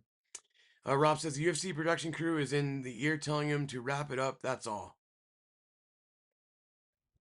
I don't know if you guys know this or not, but Rob is the channel's official UFC shell. Like, he's their guy. So UFC can never do any wrong in the eyes of Rob Kerrigan. Except they made him terribly upset today because they've been spoiling the results of the Ultimate Fighter. And Rob is the last Ultimate Fighter fan there is. So the fact they're pissing off their only fan is diabolical. All right, Trent Miller, 6 first round finishes, finished 8 of 9 wins, 7 by knockout. His last fight was obviously a knockout victory. He'll be fighting out of the blue corner in the blue trunks. This is at the 185-pound weight class. No one wants to hear that after a fight. I've already forgot what we were talking about. No one wants to hear what after a fight. I don't know. You have to explain. Here comes his opponent, Douglas Rodrigues. He is a Brazilian. He's a Brazilian kickboxer, says McMaynard. Did you guys know McMaynard was ripped? I thought he was a little skinny wimp, dude. I was thinking McMaynard was someone else. Huh. I'm wrong. All right, Douglas Rodrigues, 5-fight win streak. 6 of 7 wins by having finished, 5 by knockout. He's a kickboxing black belt. I didn't know that was a thing. I didn't know there was belts in kickboxing. That's kind of funny.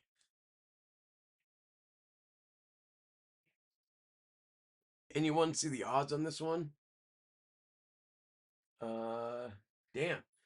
Douglas Rodrigues by knockout minus 200. So that means he's the favorite. He'll be fighting in the, looks like pink, like a fuchsia color. Tail of the tape for the 4 slot. Miller, 3 years older. Rodrigues, 2.5 inches taller. Miller weighed in 2 pounds heavier, but Rodrigues has a 2.5 inch reach advantage. Minus 525 favorite, Douglas Rodrigues. I'm taking the favorite. I am 2-1 on my picks. And we're started, and I missed the time clock again. I apologize. Here we go. Blue trunks, Miller. Fuchsia trunks of Rodrigues. Ooh, big body kick right off the jump for Rodrigues.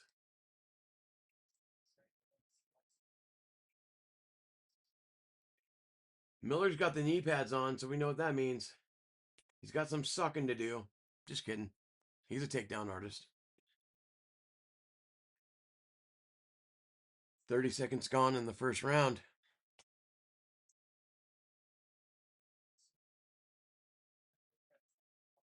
Oh, front kick lands for Rodrigues. Miller's hurt. Miller's hurt bad. Rodrigues got him on the ground. Big punches from the top. Miller's just trying to survive. He runs to the cage, try to get back up. Big ground and pound. Big elbow there from Rodrigues. Big knee to the body. Knee to the head. Head kick. Left. Miller's back to his feet. Miller's rocked, though. 1 minute down. Chaos to start. Rodrigues with his hands down. Uber confident. Low kick drops Miller. Oh, no. And the time clock's going to be fucked up. All right. Timeout. And Miller needed this timeout because he almost got finished. But that kick was right on the family jewels. Big time. Dead center. Yeah, that was a bad low leg. That was a bad low blow. Bad low blow. So not only is Miller like damn near unconscious from the strikes, now his balls hurt. Actually, his lower part of his abdomen hurts. Take the 5 minutes if you're asking me. After getting rocked like that, I'd take every second I could. Sleazy says, "Hey, I feel you, Rob. I have yet to miss an episode of Tough with my son in years. Even now that he went off to college, we watched together on the phone." Rob says, "Oh my, nuts." That's cool. You still watch it. I remember being in college and always watching it with all my buddies that I grew up with. And the last time like we really got together was when Amir Sadallah fought CB Dalloway, fucking what, 15 years ago or whatever. But yeah, that was like season 11 or 12, whatever. Ultimate Fighter was great back then. All right, it's been a minute 20. It looks like we're getting ready to go back to fighting. I'm gonna wait to start the time clock. Now we're synced back up. Time clock is correct now. Center of the octagon again. Rodrigues body kick, front kick to the knee from Rodrigues. You don't see that a lot. Left hook lands for Rodrigues. Miller lands a jab that stumbled Rodrigues. Head kick misses wildly for Rodrigues. He's going for the highlight reel finish now. Head kick, glancing blow from Miller. 3:10 to go. Front kick to the body lands for Douglas Rodrigues. I almost called him Gregory. I wonder if he's related to Gregory. Jab from Douglas.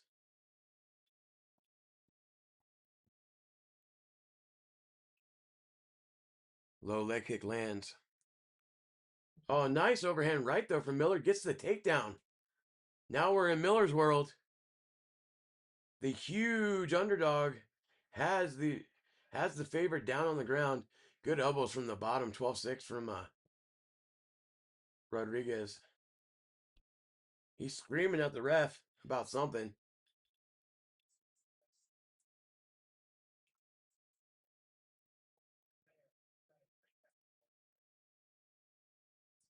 Close guard from Rodrigues. Miller's just punching into the body. Was the Doberman. CB Dalloway, yeah.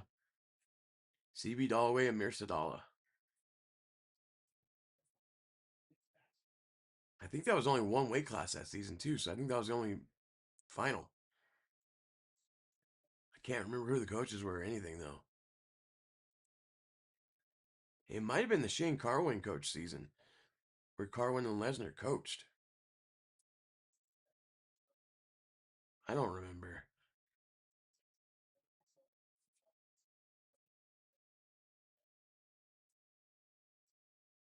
Minute 30 to go in the opening round. Still on top is Trent Miller.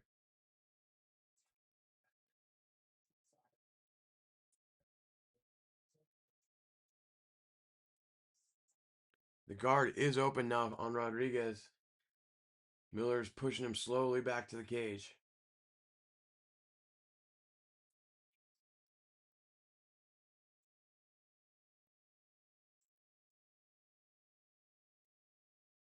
Not much action. It's just pitter-patter body shots from the top from Miller. That's why Miller needs to do something. I'm still going to give this round to the other guy. Miller almost got finished. Although Miller's getting in a more dominant spot here to land some ground and pound to try to get this round back.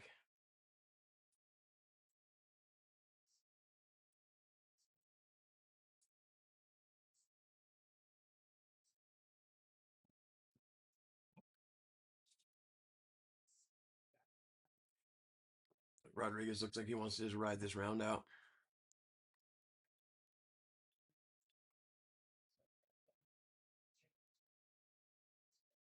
Ten seconds to go. Miller's going to end up rounding this round out. I'm still giving it to Rodrigues, though. 10-9 Rodrigues. Miller made it hella close, though, at the end. I wouldn't object if a judge gave the round to him. Miller controlled more of the round than Rodrigues did. 3.5 minutes to probably a minute. But Rodrigues' minute almost finished the fight. All Miller did was pitter-patter on top.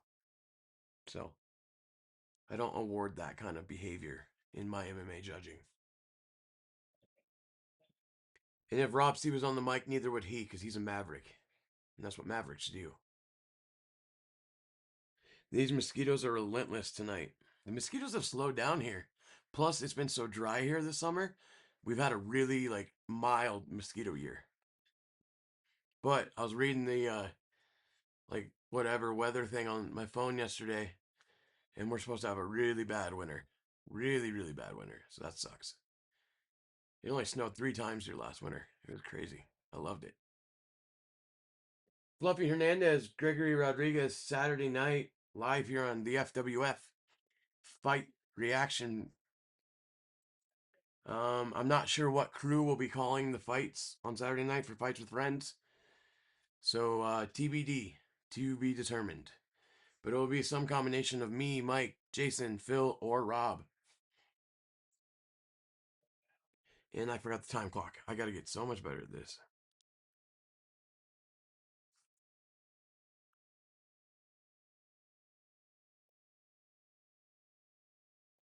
Stream's starting to lag a little bit here.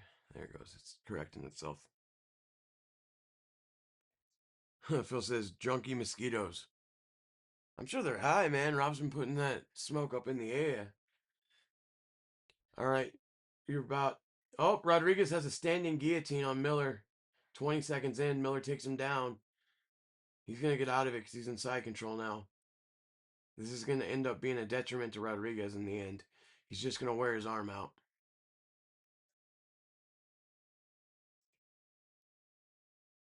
Very rarely do people get a submission from this spot. But he did. I just jinxed it. Or no, Miller gets a submission. What the fuck just happened? Rodrigues tapped. Rodrigues had Miller in a guillotine. Miller must have... I didn't see it. I'll be honest, guys. I missed it. Trent Miller wins by submission. Round number 2. Huge underdog picks up the win there. I have to see the replay. I knew he was going to end up in the dominant position because, like I was saying about Rodrigues, no one finishes it from that spot. And then right when I said that, there was a tap, but it was Rodrigues tapping. So, big win for Trent Miller. I mean, I don't know. Did Rodrigues go out? Here's the replay. So Miller ducks down for the takedown. Rodrigues shoots but puts him in the guillotine. Then Miller uses that to get the body lock, takes him down, puts him in side control.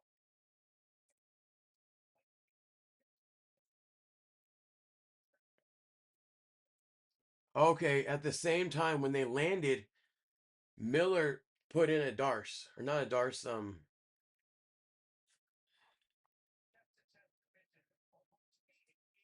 it It was a choke. What choke is that? Help me out here, Rob. What choke is that? It's the one you get on top when you get into side control. Why is my brain drawing a blank, guys? What choke is that? Where you use your shoulder to press down on the dude's throat to choke him out. Beautiful win there. I think they'll announce it. Justin Bernard's about to announce the official winner. Here we go. Ladies and gentlemen, after 1 minute 4 seconds into round number 2, referee calls a stop to the fight for the winner. Submission via Von Flue choke. Jason Von Flue. Shout out if you know who that is. Speaking of the Ultimate Fighter, Jason Von Flue. Trent Miller, man, give that guy a contract. The Von Flue choke. what a night of fights. And I was like, this one might be the boring one. Nope. Jason, the Von Flue choke. Oh my God, I haven't thought about that guy in forever. Rob says, holy crap, a Von Flue choke. Fuck yeah, man. Gotta love it. That was wild, says Sleazy. Dude is a slugger, says Rob. Rob says, let's go, Miller. Give that man a contract. Miller had that squeeze, says Sleazy. Chaos says, internet just came back. Internet just came back. I spelled it wrong. Whose internet just came back? My internet just came back or yours? Internet just came back. Either way, we're both here, right? I seen it. Von Flue joke. Was Von Flue season 2 the Ultimate Fighter?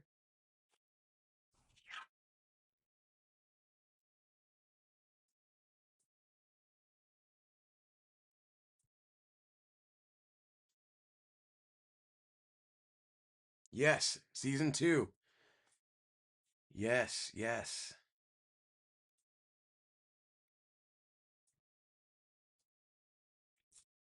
Kapia is a welterweight. Immortalized by choking out Alex Karalexis. God, that takes you back, right? Oven St. Peru was the master. OSP was the master of the Von Flue joke. After Von Flue, of course. Let's get an interview with our winner, Trent Miller. Paul Felder.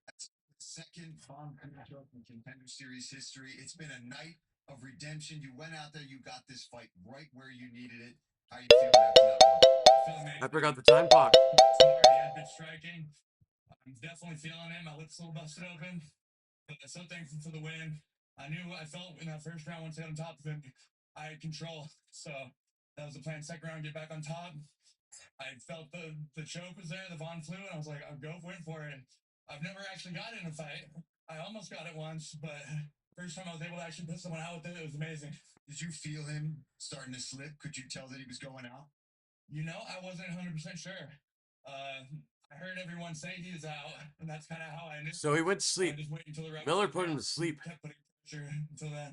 And Trent, I don't know how much you follow the odds or if you're an underdog or not, but you were the biggest underdog on this card. So that coming in here, getting the win, I mean, does that make it even sweeter? Oh, 100% it does, man. After last year's Contender Series, you know, I had the worst performance of my life, essentially. And I had so many doubters, so many haters come at me. And for me to be able to shut them up like that is amazing. And listen, you talked about how this... Rest in peace, Paul Felder's mother. If you get called back... Says Phil, and I second that statement. To be called a UFC fighter. It means the world to me. I'm about to become a dad this year in a couple months. Oh, congratulations. To put that bread on the table for my daughter. So it would mean the world to me to become a UFC fighter. Absolutely. As a guy who's got 3 daughters, congratulations, first of all, and I hope to be talking to you later tonight. Guys, only the second Von Flue choke in Contender Series history. Back to you. That's right, Paul. Thank you very much, and congratulations to Trent Miller in more ways. Congratulations to Trent Miller, upcoming father, upcoming UFC fighter, if you ask me. So according to Rob, we're at 5 contracts. I've got 4, maybe 5. But coming up next, the main event of the evening, Kaik Brito trains with UFC Hall of Famer Shogun Rua. He has the Dalmatian haircut, but he will be fighting Namo Fazil, 4-fight win streak, 10-1 overall. The main event of the evening is up next. Let's go to the chat. Let's holler at the chat. Let's see what they're doing. But how far do I gotta go back? Here we go. Internet just came back. That's where I was. Chaos says, I think I'm here, Phillies. Chaos. I think they're talking to each other. Are we here, there, or everywhere all at once? We're everywhere all at once. You just don't. It's hard to think that. We are everywhere all at once. We are just balls of energy intertwined in a circle, in a web. Anyway, what you smoking, Sir Rob Dog? Rip Felder's mom. Black Velvet Dynamite, I think. I have to go look at the bag when I go inside. Great Balls Diesel here. Oh, nice, dude. I love Sour Diesel clones. Puffin' my Rising Shiva, says Rick. Rob says, working on drinking my ice chest of beers before the end of the stream. Fair point. You know, Rob, you can call into my phone if you want to be still on it. I can't get you on camera until we get the Zoom back working. Flowers are the growers. Adrian Dack, flowers are the growers. Habibi, says Sleazy E. Did I mention it took me 2 hours to set up? No, you did not. But it happens, Rob. It wasn't our fault. It's not anyone's fault. We'll have it fixed by next week. Mike's just out of town, so we couldn't do the Zoom. What might have to happen is we might have to buy another Zoom account and pay for 2. So we'll see. We'll get it fixed though. Chivas Rivas, says Rob. How long after the fight ends do we get all the people that are going to get contracts? Is it a long wait, or does anyone know? Let's get our picks in the chat. Brito Fazil, the main event of the evening. Let me see if I can get some odds for you guys.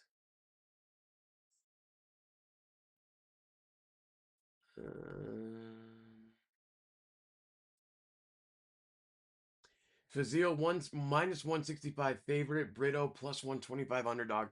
Not that big of a discrepancy in the odds. Pick'em. Odds makers would call this a pick'em bout. Let's go through the stats real quick while we have time. Both fighters are 5'11". Brito weighed in 1 pound lighter at 169. Both are 29. Brito does have a 3-inch reach advantage. Both are orthodox fighters. Way more stats on the Brito side, so I'm guessing Brito has already fought in the Contender Series. Phil says, I'll take Brito. So 1 for Brito. Let me think. I did not take Miller. So I'm 2-2 on the night. 2 wins, 2 losses. So this is to see if I can get over 500 on the night. So I'm going to go. I'm watching a little bit of the highlights for Fazil.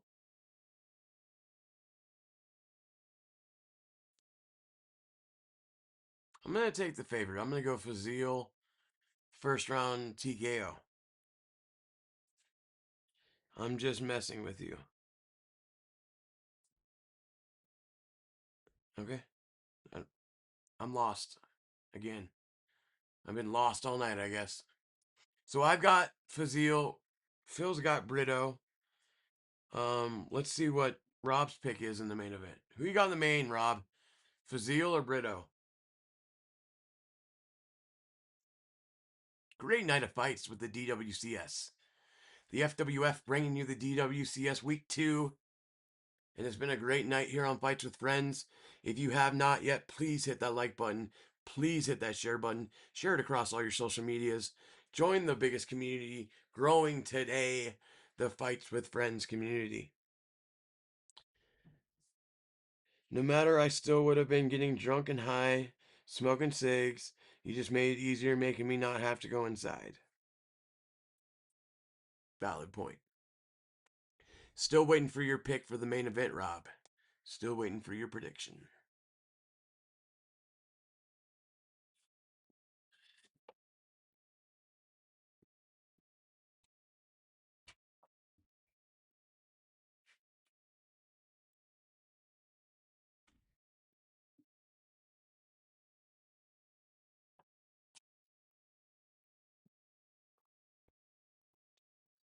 They're doing the preview package for the main event right now. FWF. Yes, indeed, FWF. You can see it right here. You can bring it in, look at it nicely. We are the FWF. Fights with Friends. We're taking over the world. By the way, you can now join the Facebook group.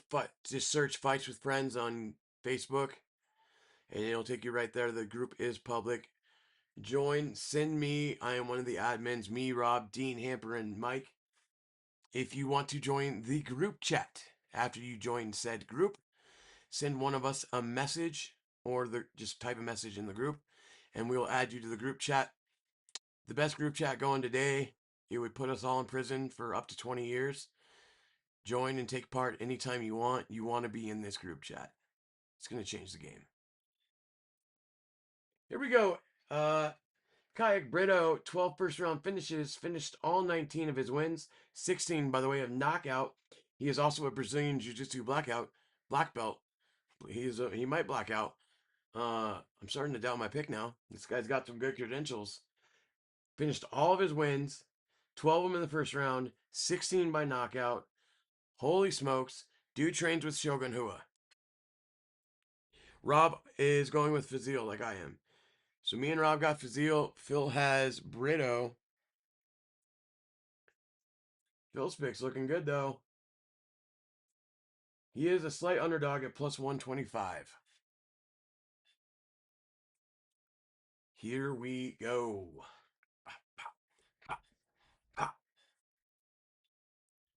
Gentlemen,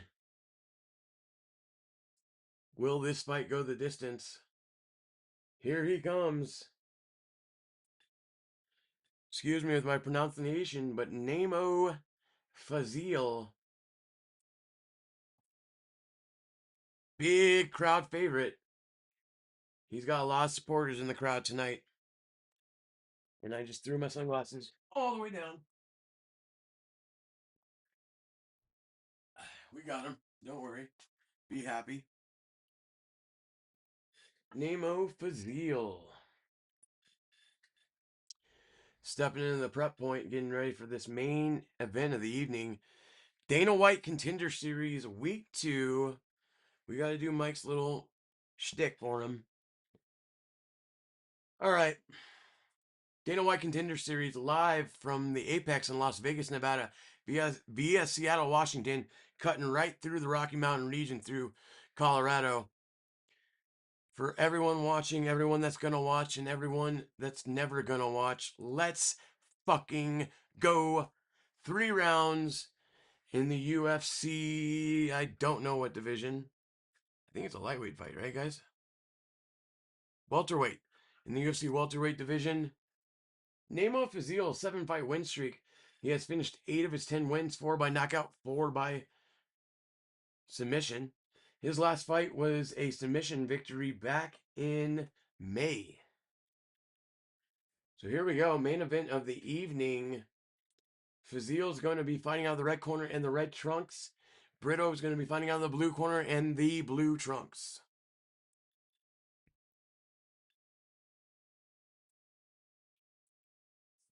One more final look at the tail of the tape for the main event of the evening. As I said, both fighters are standing at 5 feet 11 inches tall. 1 pound heavier Fazil came in. Brito does have a 3-inch reach advantage. Fazil, the minus 200 favorite now to plus 150 for Brito. Your referee when the action begins, as always, Jason Herzog. We got a drink of water before we go. Main event. Brito, Fazil. 3 5-minute rounds, and here we go. All right, center of the octagon. Quick jab to the body and a low leg kick from Brito. Brito, definitely you can see that he's going to have the reach advantage, and he is standing a lot taller. I know they're same height, but he stands taller. Low leg kick lands again for Brito. He's a tall, lanky looking fighter, where Fazil has a short, compact stance. Another leg kick lands for Brito. Oh, right hook right on the button from Brito. Got Fazil's attention. Another straight right lands right on the jaw for Brito. Chris striking the start for the Brazilian. I never did catch what country Fazil's from, by the way. Head kick from Brito. 4:05 to go in the opening round of the main event of the evening. Left jab lands for Brito, answered by a low leg kick from Fazil. Oh, a shoulder shrug lands for Brito. That was pretty. Jab lands for Fazil. Center of the octagon. Body kick for Brito when he slips. Leg kick for Fazil. Head kick for Fazil. Brito blocks it. That was a tongue twister. Uppercut from Fazil. 3:30 to go, opening stanza. Jab. Nice jab from Brito. Another jab. And a leg kick. Head kick from Fazil. Misses. Low leg kick does land, though. Leg kick and a right hand. And a right hand again from Mr. Brito. Low leg kick from Fazil and another. Please, sir, may I have another? Oh, nice overhand right from Fazil. Center of the octagon, the two fighters go back again. Jab from Fazil backs Brito up against the cage. 2:48 to go. Opening round. Nice right hook from Fazil. Left hook answer from Brito. They trade low leg kicks. Jab from Brito. Jab from Fazil. Oh, nice. Glancing right hook, though, from Fazil. Good body work. Great combination there from Brito. Fazil says, come on, let's go. Halfway through the opening round. Still anybody's round. Good right hand lands for Fazil. Misses the leg kick. Oh, good body kick from Brito, though, with a couple body punches right behind it. Combination-wise, Brito's been pairing them together better. Fazil's been more one punch and back. Brito's combining his punches. Nice left hook lands for Fazil. Fazil might have the power advantage. Speed advantage looks to be going the way of Brito, though. Low leg kick lands for Brito. Coming up on 90 seconds to go in the opening stanza, the main event of the evening. DWCS Week 2 on the FWF Network. Overhand right lands for the Brazilian, Brito. Brito's trying to use the reach and that jab to keep Fazil back from him. As Brito's against the cage at the moment. He's circling away, though. Overhand right lands for Namo Fazil. Another jab to the head. Top of the head, excuse me. Spinning back fist lands for Brito. Fazil smiles at him. Brito gets the takedown out of it, though. Under a minute to go. Brito's trying to get in side control. He is a Brazilian Jiu-Jitsu black belt. Keep that in mind. Fazil gets loose, gets back to his feet, lands a left hook. Hello. 40 seconds to go in the opening round. Spinning back elbow lands for the Brazilian. Body kick from Brito. Overhand right from Fazil. Nice jab, uppercut combo from Namo Fazil. Good jab again from Namo. That might have hurt Brito. 15 seconds to go. Uppercut from Brito, though. Fazil's just walking right through these punches now, though. 7 seconds, 5 seconds. We're going to go to the end of the round. Close round. Shoot. I'm going to go 10-9 Brito. He got the takedown. That's what's going to make the difference for me. 10-9. Let's see in the chat. All for weird, all, and weird for all, says Chaos. Excuse me, guys. I'm starting to lose my voice. Phil says, when the going gets weird, the weird turn pro. Chaos says, I've been binge watching Rough and Rowdy for the last 3 days in a row. Home, says Rob. The crowd is hyped for this guy. I'll call in and we will do the results for contracts together. That's cool. That's fine with me. 10-9 Brito says, Phil, I agree. Round 2 getting ready to begin. Main event of the evening. Me and Phil D. Roll have it 10-9 the Brazilian after one stanza. Round 2 getting ready to start. Fazil talking shit in the corner. Brito just laughs. He's like, I have no idea what you're saying. I don't understand your language. Here we go. Round 2 underway. Back to the center of the octagon. Here we go.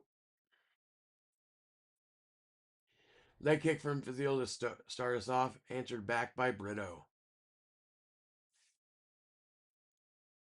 I will say Fazil has taken control of the octagon each round. He's been the aggressor, but...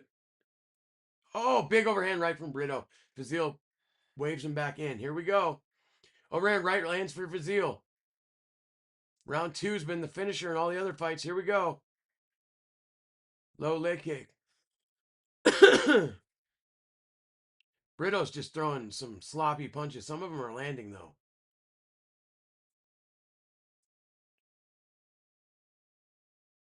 Fazil's keeping a tight guard. He did just get caught with the left hook on the break, though. Front kick to the body from Fazil.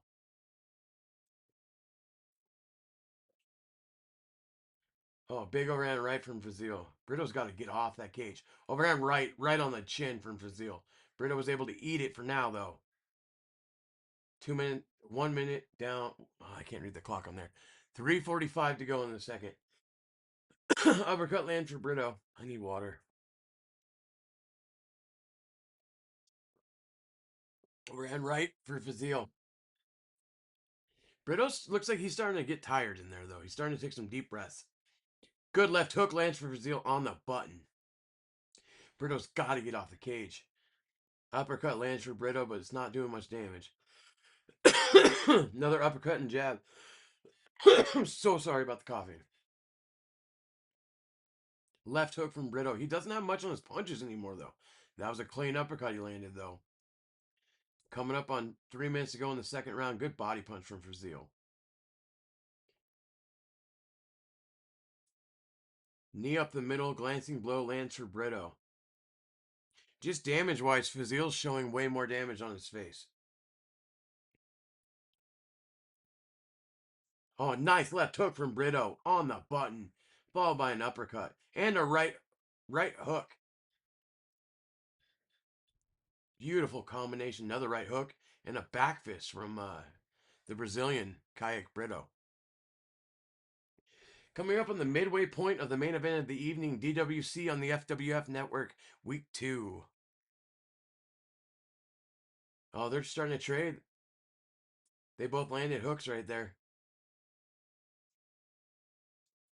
Nice jab. Brito tried to throw a back elbow, and it did not land. Good takedown defense from Fazil makes Brito eat a knee on the exit. Coming up on 2 minutes to go in the second round. Nice knee up the middle lands for Brito, though. Hello. This is Maury. We got to fight.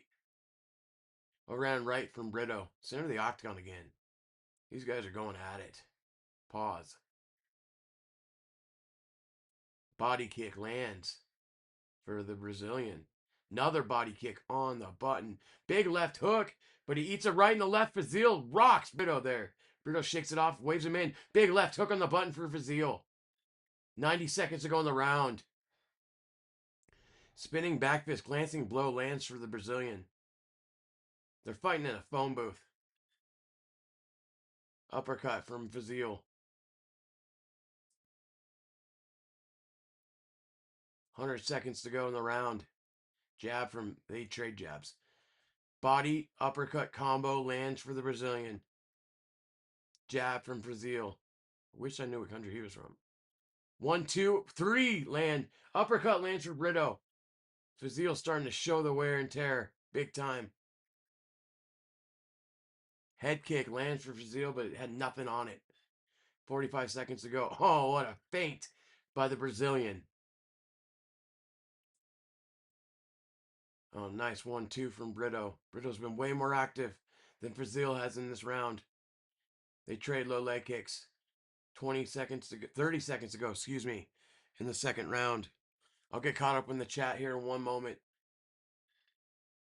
Overhand right from Fazil. Brito shakes it off. Body shots from Brito. Big body shots. Just rip into the body.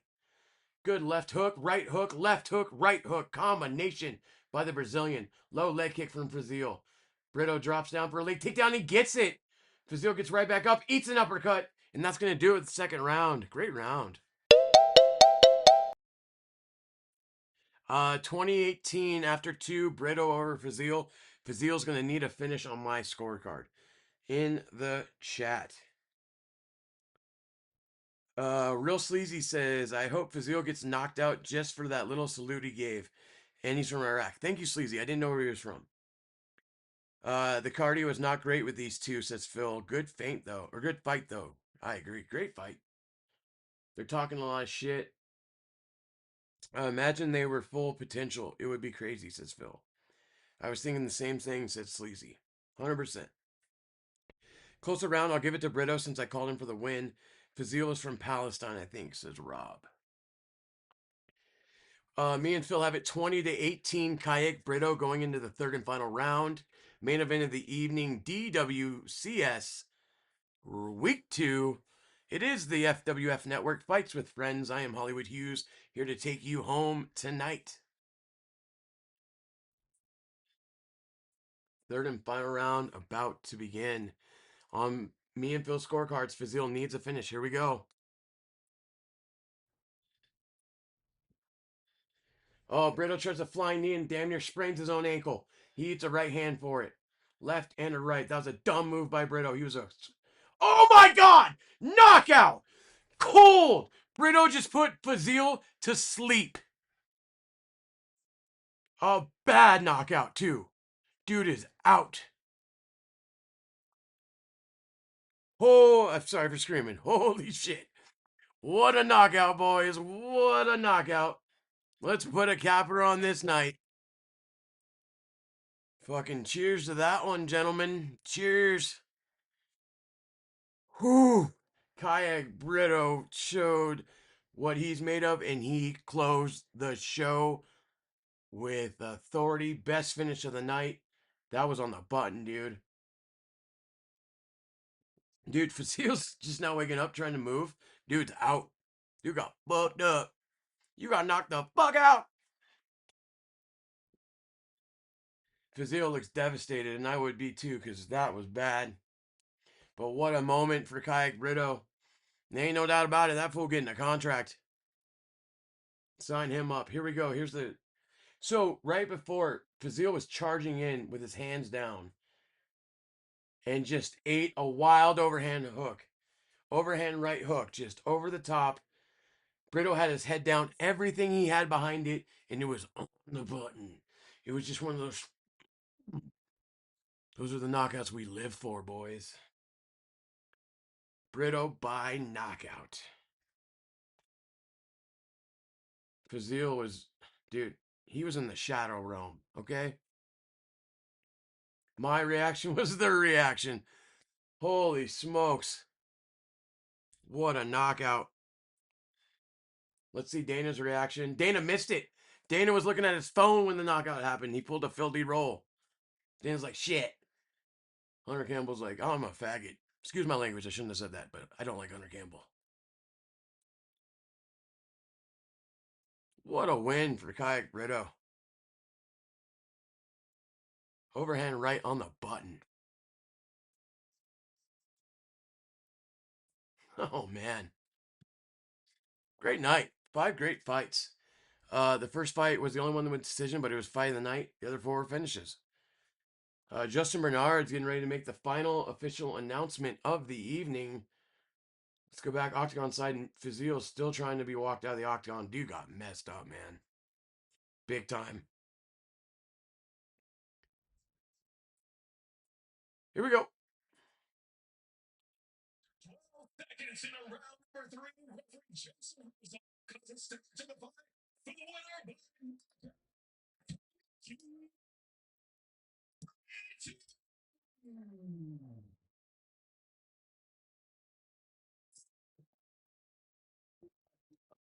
Kaik Brito. I was saying his name wrong. Brito is how you pronounce it. Kaik Brito with the knockout.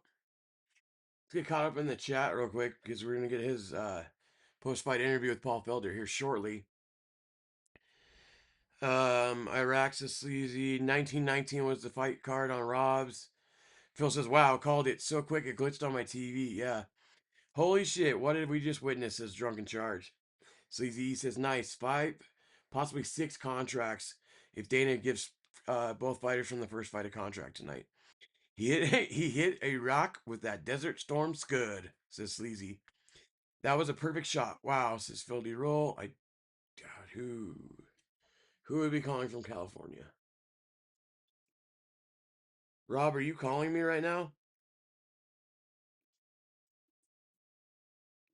I'll answer. It might be spam. Hello. What's up? Okay, it is you. I want to make sure. Let me finish reading the chat real quick. Sleazy says, as pretty as the submission was, I don't think that Von Fluchoke is going to get the contract. Trent Miller is who Sleazy's talking about, who won by round 2 Von Fluchoke. What's up, Rob? I know the Dana White Contender Series, so there's going to be 5 contracts tonight, possibly 6. He might announce tonight that the guy that lost in the first fight, Yeah. but he's done this before. Well, they Mhm. give a contract too. Mm-hmm. So it's either 5 or 6 contracts tonight. Are they going to interview Brito? They interview everyone. Okay. Kayak Brito, I think, or yeah, Brito. As long as it don't take long. Like sometimes Dana White's. Here's his interview, Rob. Sorry to cut you off. Here we go, guys. Who's the winner? Huge finishes, a back and forth battle, and then you cap it with that overhand right. How are you feeling with that performance? You guys were talking trash back and forth. You're a winner, Kayak Brito. You finished it. Cara, foi uma noite animada. Teve de tudo. First, we're going to get Sleazy E's most hated interpreter one more time tonight. Maybe 2 more times. A luta foi vai e vem, toma lá da cá, você falando um pro outro, e aí você vai lá e acaba a luta daquele jeito. Como é que foi o final? Brito has finished all 20 of his wins now. This guy's amazing. Remember this name. Kayak Brito. Remember the name. Esqueci me dar a vitória novamente, me capacitou para chegar aqui. E é isso, eu sou um cara que entrega, que vai nocautear, que vai entregar um espetáculo, e dessa vez eu vim mais do que preparado.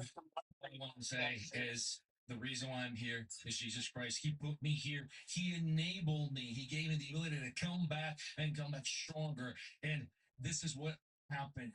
We come here to put on a show, to finish. That's what I came here to do, and to put on a show for all of you. And that's what I came and did. I would say that you absolutely put on a show for us, and maybe we can take a look at this overhand that you landed. You were doing a really good job of cutting angles, going back and forth. You missed the left hook, and then you came over. This is just some of the highlights from earlier in the night, but in a second, you're going to see that overhand. You swing big with one side, and then you nailed him. Was that the game? His head was completely down, and then don't. Center line. God, that was a beautiful knockout. Something about a good knockout just gets your blood pumping in the morning, right, boys? Love it. E ali foi possível. No final, você simplesmente foi lá e terminou com aquela direita. E fala pra gente um pouquinho. O que também. Hey, he has the same name as my water filter, I think. Sleazy E with the comment of the night. Que movimento é diferente. Eu tenho um corte de ângulo diferente. E no decorrer da luta, eu vi o quanto ele era duro, mas eu não estava jogando com tudo. Eu sabia que eu ia precisar disso em um momento certo. E eu fui pro rumo do Dana White ali, eu olhei ali, cara, vai ser na frente do cara, vai ser na frente do patrão. This guy's pumped up, man. I would be too. That was awesome. E voltei com tudo mesmo. E foi aqui, meu irmão, a cabeça do cara, meu irmão. Graças a Deus. E o contrato é muito importante para mim, é a minha vida. Depende disso. De verdade. Se Deus abençoar, eu vou sair daqui com o contrato. This guy's talking forever, man. novamente mais It's his moment, though. He earned it. esse pessoal. I move different. I cut angles in a completely different way. And throughout the fight, it looked like I was going for it all. Believe me, I was saving some things. I knew I was going to need it at the end. And I saw Dana right there, and I looked and said, I'm going to do this right in front of the boss. And I'm going to see. And I looked at him right there. It's like, oh, he's going to see it. And I did that turnstile thing that boss always says. Dito always tells me at the gym. It's that movement. I just wound up and got it. And to get this contract, God blesses me with this contract. It will be amazing. Going to change my life, and I'm going to be ready. I want to fight as soon as possible. Well, save it for later because I have a feeling, Kaiki, that we're going to be talking. Kaik Brito, ladies and gentlemen. Coming up next, we're going to give out some contracts, guys. We're going to give out some contracts next. I told you guys how much I despise Brazilian male fighters, right? I'll never vote. Root for one. I can't care less. I hope they all lose. Yeah. Since Anderson Silva days, I hated him. I couldn't wait for the day he lost. So you root against Poetan every time? Who? Pereira? Alex Pereira? He's the only one, I guess. Because he's proved himself in kickboxing and combat sports. You root against Amanda Nunes, Cyborg, Charles Oliveira. Do you want me to keep going? I said male fighters, not female fighters. You Female fighters. Charles Oliveira then? Mm-hmm. I can't stand him. Oh, okay. There you go. He's like the nicest guy on the planet, too. Yeah, I don't like any Brazilian fighters. Never have, never will. Okay, fair enough. Chick. Quick shout out to the chat. Sleazy says, as pretty as, oh, we read that one. Phil says, only reason I picked him is because his record, more experience, but that was an amazing finish. I wish it was one of those spinning elbows he kept throwing. Yeah, dude's got talent. Sleazy says, I think this translator just has the default translation line. You put a Muslim fighter up there, and the translator is like, first of all, I'd like to thank my Lord and Savior Jesus Christ. Rob, go ahead. None. Okay. My neighborhood's pop right now for some reason. Oh, what does that mean?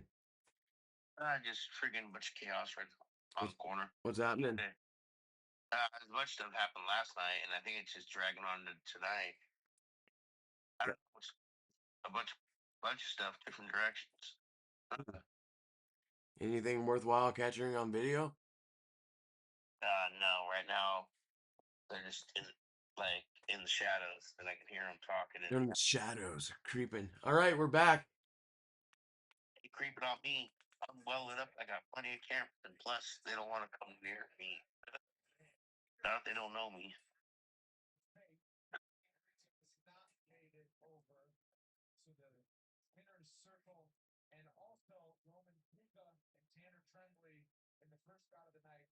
Who knows?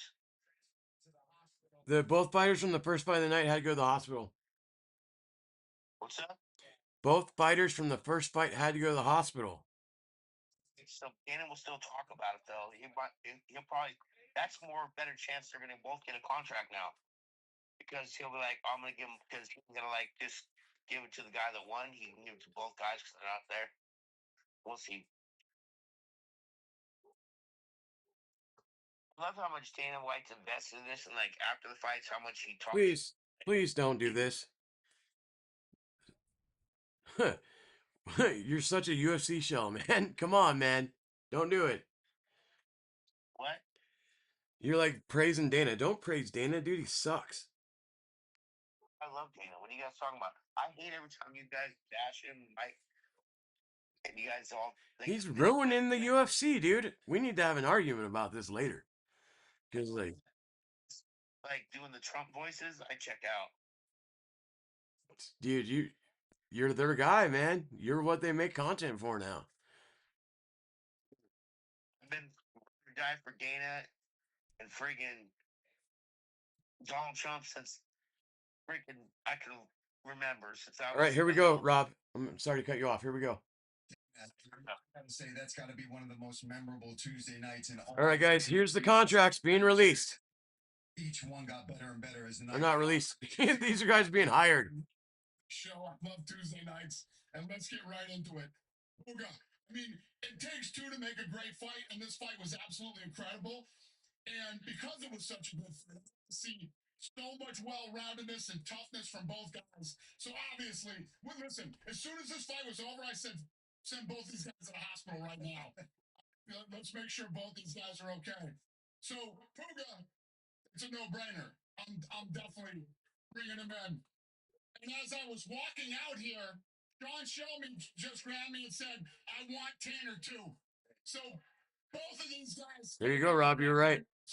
Congratulations to both of those guys. Unfortunately, they're going to have to find out about this one in the hospital. But Dana, yes, the hospital is where they both belong right now. All right, so I agree with this stoppage. I thought this stoppage was a little early, but Lorenz was too in the big shots. And by the time this fight started, he was a 4-1 dog. So when you come in and you're a 4-1 dog and you do what you did tonight, Lorenz, get over here. Congratulations. Oh, Lorenz, congratulations, my man. Yep. Incredible fight. Again, two very tough, durable guys. And Christian Perez could not have looked better than he did tonight. And actually, what I would love to do, I hope he wants to fight on UFC Noche. I'd love to throw him. Oh, shit. Congratulations, Christian Perez. You better get ready, my man. All right. All right. Trent Miller. Trent?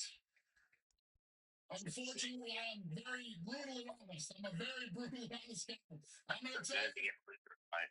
Rodrigues was the fighter, in my opinion. He was a 5-1 favorite. But you say, fuck the fighter. In the first round, you came in and beat him in the second round by Von Flu choke. Get over here. You're in the UFC. Everyone's getting a contract tonight. There's no way the main event's not getting a contract. It's history, too. So impressive. Incredible. And then, it's incredible. And then the have so many fans in here going crazy. And Brito, I love your style. I love, the way you fight. You had a guy in your face all night, taking your best shots and coming at you. The flying knee in the third round, tried to finish the fight and finished it in spectacular fashion. I cannot wait to see you fight in the UFC, my friend. Get over here. Congratulations. Everybody got a contract tonight. All the winners and the first fight. Yeah. All right, there's our contracts, Rob. Break it down for us. What do you think? Hold on, we gotta wait because Dana White's gonna talk to each fighter too. He's gonna give his little He already did that. Oh, he's doing it right now. No. This is what you gotta wait for. Why do I fucking care about this part? Oh no, see, sometimes they have it mic'd. That's never mind, it's not mic now. Okay. I was like, dude, all we're doing, he's shaking their hands, man. No. It's usually mic'd. What the hell? And like, you can tell like which fighters he's really, really like can't wait to see. Oh, I can already tell you it's the guy from the main event. No, I'm saying sometimes they'll be like, I'm gonna fight on this card this week. Like, oh, we already said that. Christian Perez is gonna fight on UFC Noche. Who is he? Yeah. I missed that. Damn. Yeah. He said that. And then he said he was going to be brutally honest, and he said, Trent Miller, we all thought you were going to lose. Oh, now everyone's here. Here's the winners. They're getting their flowers. To you here for the second time on Dana White's Contender Series. What does it feel like to hear Dana White, the guy that's now going to be your boss, talking about you and singing your praises? This is Alec Lorenz. If I've taken it all in yet, just to shake his hand and say thanks, boss, is I don't know. I can't even put it into words. I'm so excited. Oh, listen, you don't need words. You need to go out there and do what you did right there. Congratulations on getting. What's up, Panhead Bob? Wait to see you fight. Says, hey, fight family now. I just saw you guys are live. Can't hang out, but thought I'd check in and say, hey, hope you're all doing well and good. You too. Sleazy says, nice. Glad I was wrong about Trent Miller. go back to the desk. They talk for a minute. Then they go back to the next fighter. Well, I can't play the desk audio, Rob. Yeah, no, you can't play the desk audio. So yeah, I was just letting you know what happens right now. We gotta Yeah, talk. I'm not even gonna play any more of the interviews just so I don't screw up the copyright part. So we had 6 contracts given out. Let's recap the fights for everyone. I'll go down the card here. To the first fight, which was a unanimous decision win for Roman Puga over Tanner Trimbley, but it was one of the greatest fights I've seen. And this is my first week with the DWCS, but both men awarded contracts. The next fight of the night was Alex Lorenz, which we just heard from. He won by knockout in the first round, awarded the contract. And getting interviewed right now is Christian Perez, who won by second round knockout. He not only got a contract, but Dana White, as long as he can get medically cleared, says Christian Perez will be on UFC Noche September 12th. Guys, that's in like, what, month? 3 weeks? Somewhere in there? Rob? Right? What is it, like the 18th today or something? Hello, Rob. You there, Rob? Doesn't matter. We lost Rob. All right. Oh, well, it doesn't matter. And then Trent Miller won by Von Fluchoke in round 2, also awarded a contract. And in the main event of the evening, Kaik Brito with a highlight, and I mean highlight, real knockout of Namo Fazil, and he is also awarded a contract. And I think Brito is the name to watch out. He's going to be one of the Contender Series guys that becomes an actual contender. I think Christian Perez has a chance. Roman Puga has a chance. I think Trent Miller is going to be 3 and out. He got his contract though. But Brito, I see big things from him coming up in the future with the UFC. So, Rob, that brings to a close the DWCS, Dana White Contender Series Week 2, here on the FWF Network. On the hotline is the DIC, Rob C.